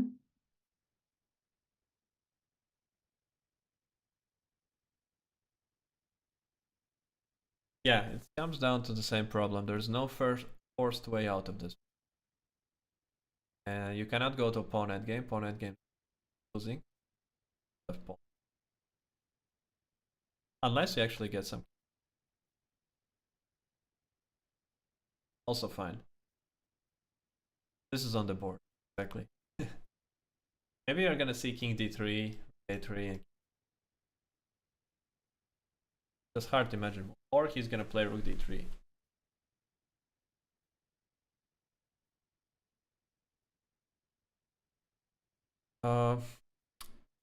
What are your predictions? He gonna manage to grind this down, or Absolutely, yeah. I have no doubt that Black in the end will win this position. It's just a matter of taste on how he's going to finish this off. At the same time, I was following two other games as well. Like our second board has been playing the rook end game for quite a while now. White is having a pawn up, but I don't think there's a way for White to make a breakthrough, and black should be able to make a fortress and draw the game. On the other board, Salam Salah is looking like almost winning the position. So I think we'll have at least one decisive result in the top five board. This being one, and another one is the Salam Salah game. Um, But in general, would we're you? gonna have very small number out of since if you look at the results on the top board, there is a very big number of draws. And now we're now the only one who has a Mhm. game. Can we quickly see board number 5? It's just now a crossroad whether you want to go to pawn endgame or keep. Um, I think, yeah, I think they're just going to go to pawn endgame with an extra pawn on the board, and it should be a winning endgame no matter what. So I think it's queen takes g6 and take everything on g6, and then you just um, improve your king at this point. Yeah, I think this is kind of endgame with the pawn up. Everything wins here, but I think it's not possible to go wrong from right here. Even if you play such a positional move like f4, that should we still have reserve tempo. So But that is very um if you play f4 immediately, there might be d4, and then stopping all of your ideas, and then you have this corresponding squares between f3 and f5. So I think it is okay, still there, yeah, yeah, before. some precision was required there. Yeah, so just improve the king first, just still according to the principle in any pawn and game, improve the king first because your pawn can follow later, and then you still have some saving there with the pawn c2 c3. And of course, having a pawn up with this type of pawn structure, I think it's no-brainer that white is going to win comfortably. Yeah, I would expect him to play c3 rather than d4, but it's just too clearly winning. Mhm. Now the king goes back, we just forward, d5 F3, G4, yes, and all of this. change, and the king back to g2 play and push Uh-huh. the king out. King h3, f4, king h4, and just collect an h5 by exchanging promote. Exactly. And if we jump to the second board, please, we might be seeing the end of the game because I think both players are going to shake their hands and agree for a draw in less than 2 minutes. That's my prediction. Yeah, 2 minutes is even quite a lot still here. Too long, yeah? 2 minutes is too long, yeah? Wow, but interesting. They're playing. I wonder who's playing for a win. Okay, rook is No, this should getting. be drawn. Yeah. So takes, and yeah, king f5, king h6, and there might be no draw offer because it will be just king versus king standing on the board. Yeah, I think they will play that until only kings on the board here. And there you go. There's the check hand. And wow, okay, so our first three boards, they finish with a draw. Let's come back to which one? Fourth board maybe, because there are more pieces on the board, and we could already tell that the fifth board is going to be won by Salem. Mm-hmm. Yeah, this one is still a bit of a struggle.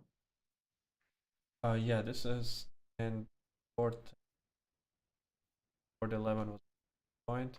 I'm just looking how many leaders we might have here, and for now we still have just one person of 2 out of 2. This is so unusual. I mean, you see that in the tournaments, you often see multiple people with 4 out of 4 in an event.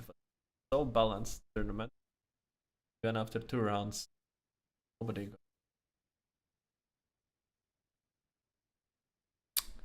Okay, so white is just trying to withstand it.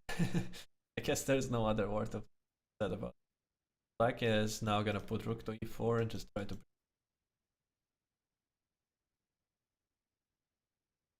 Exactly. Yeah, that's a very standard procedure in this position.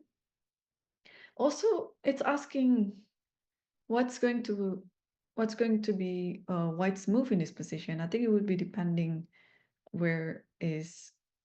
I mean, if you play your rook, then you play rook e4. But if you play your king, let's say king e2 or king g3, then you play rook e2. So I think it would be depending White's move. And if you play rook Black. d3, oh, Oh, it's black to move now. Yeah, white is going back Right. and forth. It's easy to see which white has made a move or no. But yeah, so it's like rookie. He's calculating if he doesn't get stuck there.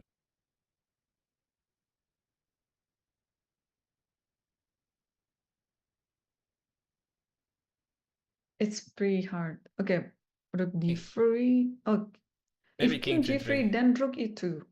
Yeah, but at least now we have f5. I take. I No, don't see. Yeah, because the rook is on the second rank. It's different now. no. My idea was, now you don't have king 7. I have. So I just need to make a move. Or Rook is the even, move.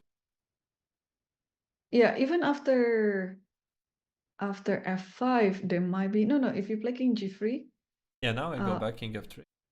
king f3. Okay, I go. I can even go rook d2. I can even go rook d2. I think that's even, yeah. The idea is clear. If you move your king back, I'll just take d1 and then I play knight a3 or knight d2 again. Yeah, that is crushing. That is crushing, and wow, somehow white missed a chance to get a counter game, and all black needed was to get knight to c. So, and so he's just making sure not to blunder anything again, because he already one time had some idea, h6 in the game. So now he's just making sure that it doesn't happen once again. He has time, and there's no point to leave any extra time at the end of the game. You don't get it carried over to the next game, which would be an interesting implementation of the tournament. Any extra time that you have, you carry on. But yeah, they have to. Oh, Toms, I'm happy to announce that there's been an upset on one of the games. It's between my fellow female player, Bibisara Sabayeva, just defeated a Brazilian grandmaster, Giovanni Vescovi. It's board 22. I think it was a London opening, and I think Black just played simply better, and in the end converted everything very well and won the game. Is going to Sarah. Uh, that's a strong win with black pieces. So, that means also she's gonna be joining some of the higher boards for the round and live a bit more. Absolutely, yes. And another female player also played. It's Zhu Jiner, which I just learned her schedule is very, very hectic. So I already mentioned yesterday, Zhu Jiner just finished playing the Women Grand Prix in Austria, and now she's playing in Sharjah. And after this, she's gonna play in Norway Chess Open. So back to back to back event again. And I think chess players these days are kind of spoiled because there's so many tournaments all around the world, and they are even clashing against each other. You just simply try to pick which one works in your schedule best. So today, she drew against a very strong Armenian grandmaster, Gabriel Sargsyan, and yesterday she also drew against a very strong Vietnamese grandmaster, Nguyen Ngoc Trong Son. So it is also a very good result for her. So now both Zujiner and Bibisara, they have 1 out of 2. And Sarah has 1.5 for today's win. Oh, yesterday she lost or drew? He drew. Oh, yesterday she drew. I thought she lost yesterday. Extremely That's strong right. start. That's right. Very strong start by Bibisara. 1.5 out of 2. Yes. Yesterday she drew. I was mistaken. I thought it was Theodore Injudge because Injudge was, yeah, Injudge lost yesterday. Yeah. Okay. That's a very good result. And now let's come back to the top board again. Uh, there's nothing happening on the fifth board. I believe Black already resigned or something like that. Let's see. Yeah. So my suspicion was right. I was waiting for the moves to come, but there's no move. So I think Black player resigned and Salem Saleh got away with a win. And now he's finally back with 50%. So we have at least one decisive result in the top five board. Sam Saleh is the winner. And now we are waiting for the conclusion of the fourth board, which looks like another decisive game here that Alexander Inčić might win against Bharat Subramaniam. Yeah, so white is just standing. Just going back and forth with rook for now. Not seeing anything better to do. Meantime, Black is trying to find a way how to improve the position, which might that clear. So king cannot come over here because he actually out then checks two. So it cannot come over to e6 checks on e-file. So it must be the idea of rook e4 and king f5. There isn't anything after rook e4 that white can do that suddenly saves or gives some chances, but hard to imagine.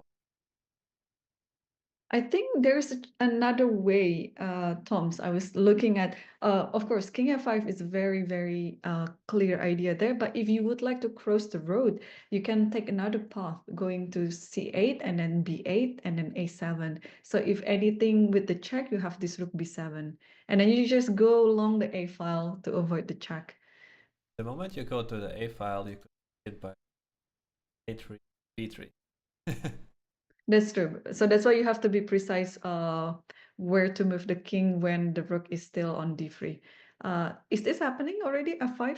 Yeah, it's happening. It's just a desperation from white, just not allowing king coming to f5, but that's gonna prolong the suffering, but it's not gonna be the outcome. So now we have our two pawns. The b2 pawn and the knight is worth at least a rook. So advantage. More freedom how to win. Yep. c4, h4, up maybe c5 pawn, then activate the key. Rook. Trying to shuffle it around this way. Maybe he had to do it already earlier, while he had time. Opponent moves, because if he had rook on b3, as opposed to rook on d3, then I've had all those 7. And I think with this move, I like to grab more pawns, Toms. I don't know what about you, but I like to just make everything very safe. So there's a way I can play rook g4 and then taking g5 immediately, or if I want to be a bit cynical there, I can just play rook h4 because I would also like to stop anything with rook b3, let's say. And only if you step aside with the king to g3, then I'll play rook g4 with the tempo to get the pawn on g5. So again, you're completely right. Black has more freedom right now in how to finish the game. Oh wow. c5 is on the board. Interesting. So you Okay, it took me a while to understand what is happening. Yeah, so it's the idea that we cannot take on c5 because of knight e5 fork. and it means you're also grabbing another pawn on d4 then, because it looks like it's gonna be lost no matter what. Yeah, so he did take it. He didn't take the with the rook, didn't want to exchange the rook. That have been winning as well. But just takes a.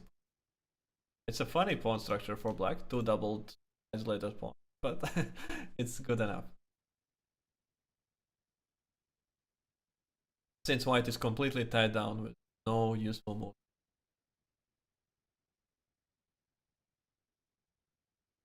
Yeah. Wow, it's almost over, but kudos for Bharat because I think he's been playing in time trouble for like the past 90 minutes at least. Yeah, and this is where this time factor comes in very, very strongly. That you're in time trouble, and even if you do manage to get some chances or something, because you don't have time ever to really relax and gather yourself and just to, with a cool head, do the strongest move all the time under the pressure. And it seemed that he did found a very nice motive with Rook H6 how to keep the game going, but then when he got an extra exchange, he needed probably accurate calculation, even just 5 extra minutes on the clock, and he might have been able to accurately calculate how to set up the pieces to how this position is safe, but he didn't have those minutes, and knight landed on c4 and dominated. Absolutely, yes. Okay, so in this position, king g2 just played. You can play your king moving up to c6, c5, that works. Or what else can it be? There's so many things.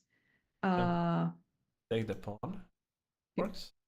you can take the pawn as well. Okay, he moves the king the other way, probably to hide on f4.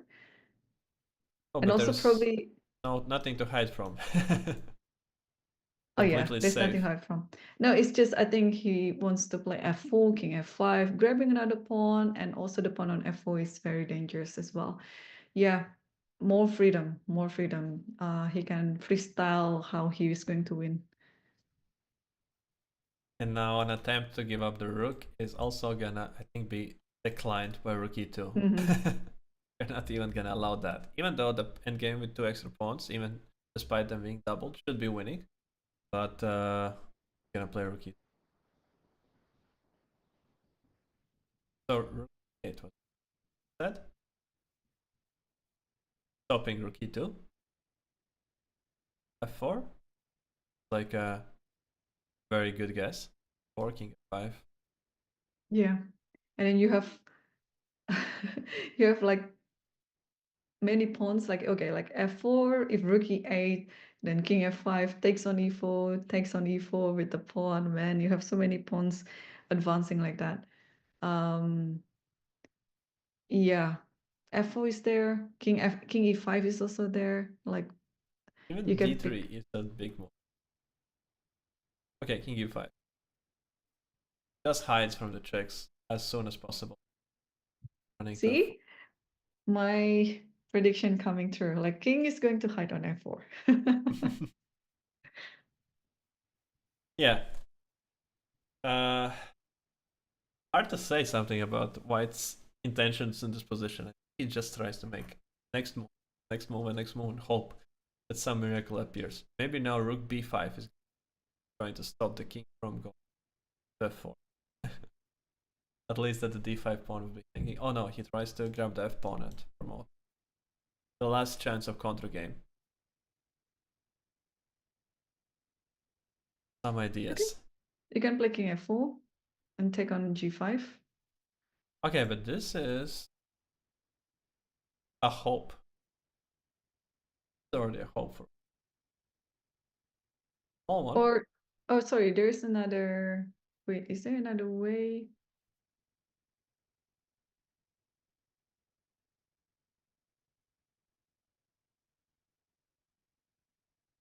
There can be a situation when we sacrifice on b2 and maybe, I don't know how, because d pawn is looking very dead. I hope. Um, yeah, I'm not sure if I would like that. Maybe can give some clever check like rook g4 here. And if the king comes f1 or f3, then I grab on g5. An idea that you cannot take on f7 because we shall be.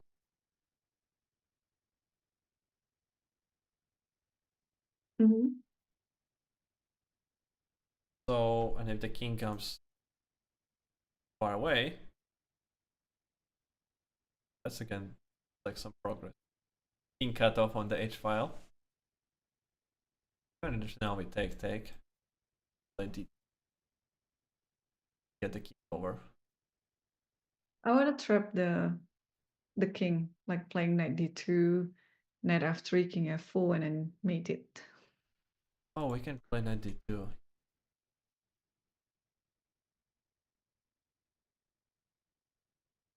Yeah, I think you have to move back. There, Then oh, this there might happened. be. This There happened. might King be. f1, and now rook g5 will come. Rook g5, rook f7, and no, f7 is untouchable there because of b1, knight d2. So white. Just one more pawn to collect. Yeah. Black. Very close. Is it f4? f4, king f4, rook d4, check, but then just king Probably. f3. Also Or, king f3 or knight, yeah, king f3, knight e3, that's it. yeah, just okay. I can show it on. Now the threat is knight e3 and rook. Yeah. And obviously, this kind of endgames are completely hopeless. 3 pawns down. C pawn alone could be enough there, but we have 3 pawns. Very convincing. Okay, so king e2. He's not giving up. He keeps fighting. But the resources are getting more and more how to keep fighting. We are gonna see coming back to e6.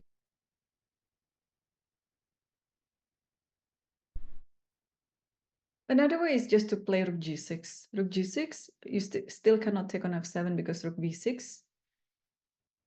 And then you have knight a3. Oh yeah, that red promotes very, very convincingly. Yeah.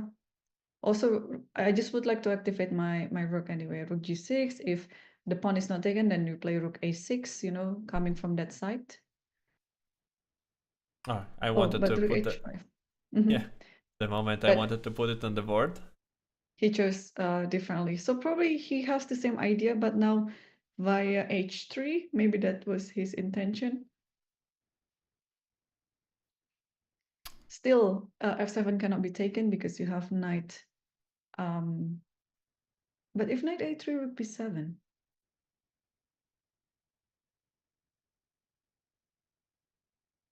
Hmm. Or is there some trick with d3 now? It doesn't seem to be doing very much in my understanding. Um,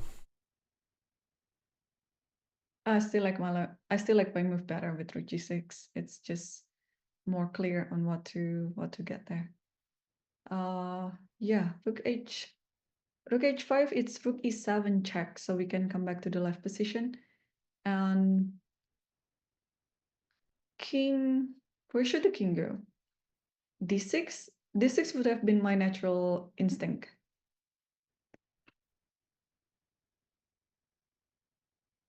I think so, yeah. King d6, and we just bring it back to c5 or to c6, not to let the rook back to b7 anymore. Looks like it's time already to win the game. That drop the safety and just win the game. Yeah, king d6 was the position.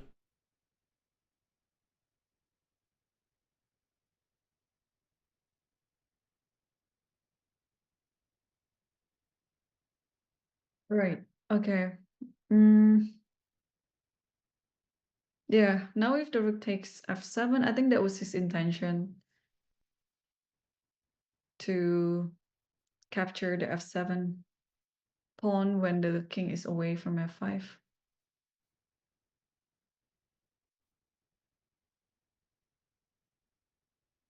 d3. Yeah, I was thinking, is it this move? Is it gonna come already? And yeah, here it is.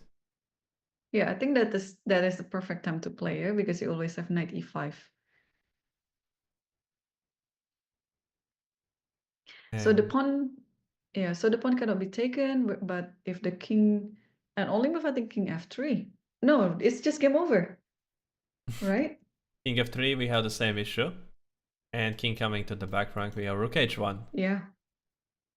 Beautiful geometry. And there is a resignation by Bharat Subramaniam and Injich Alexander. I think he is.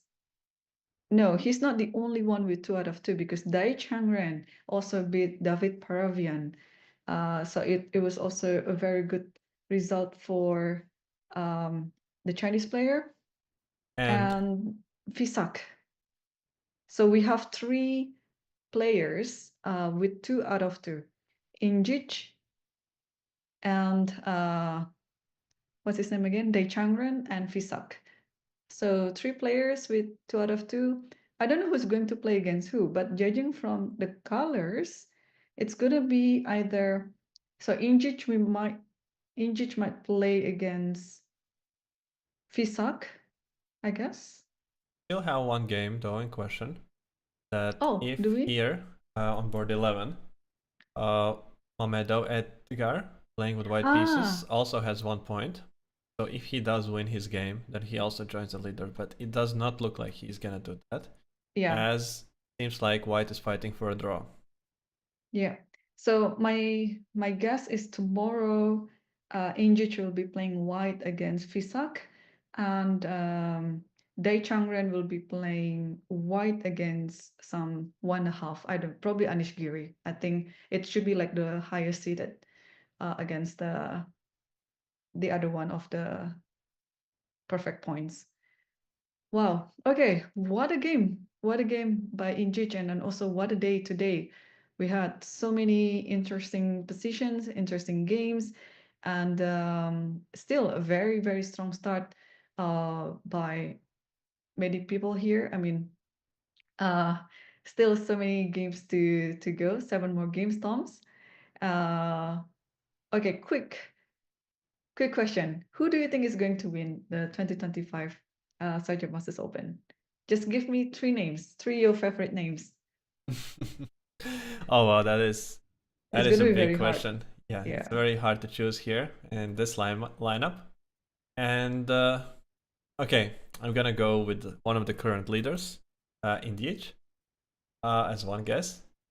Then perhaps gonna be doing the safe bet of Anish Giri. Mm-hmm. And the third one, oh well, I don't even know where to go. So many options. But if still one more, let's say Mark Sodlu, perhaps. Yeah, yeah, that was the name that I was going to mention as well. Yeah, I totally had also the same candidate names, but anything can still happen. I mean, 7 rounds to go, anything can happen. Any name might surface to the top and win the event. Wow. Okay, I think it's time to wrap up. We have quite a few decisive games on the top boards, but tomorrow is even going to be more exciting. But unfortunately, this is going to be my last day covering it, and Tom's tomorrow will be covering the event with Ralukas Girsaya until the end of the event. So, well, Tom's, it's been a pleasure once again commentating with you. Thank you so much for all your great insights and your expert explanations. I learned so much from these 2 days. Thank you very much, Irene. It's been a pleasure. And yeah, hopefully we still. It's not the last time we managed to work together. And thanks for joining the coverage for these 2 days.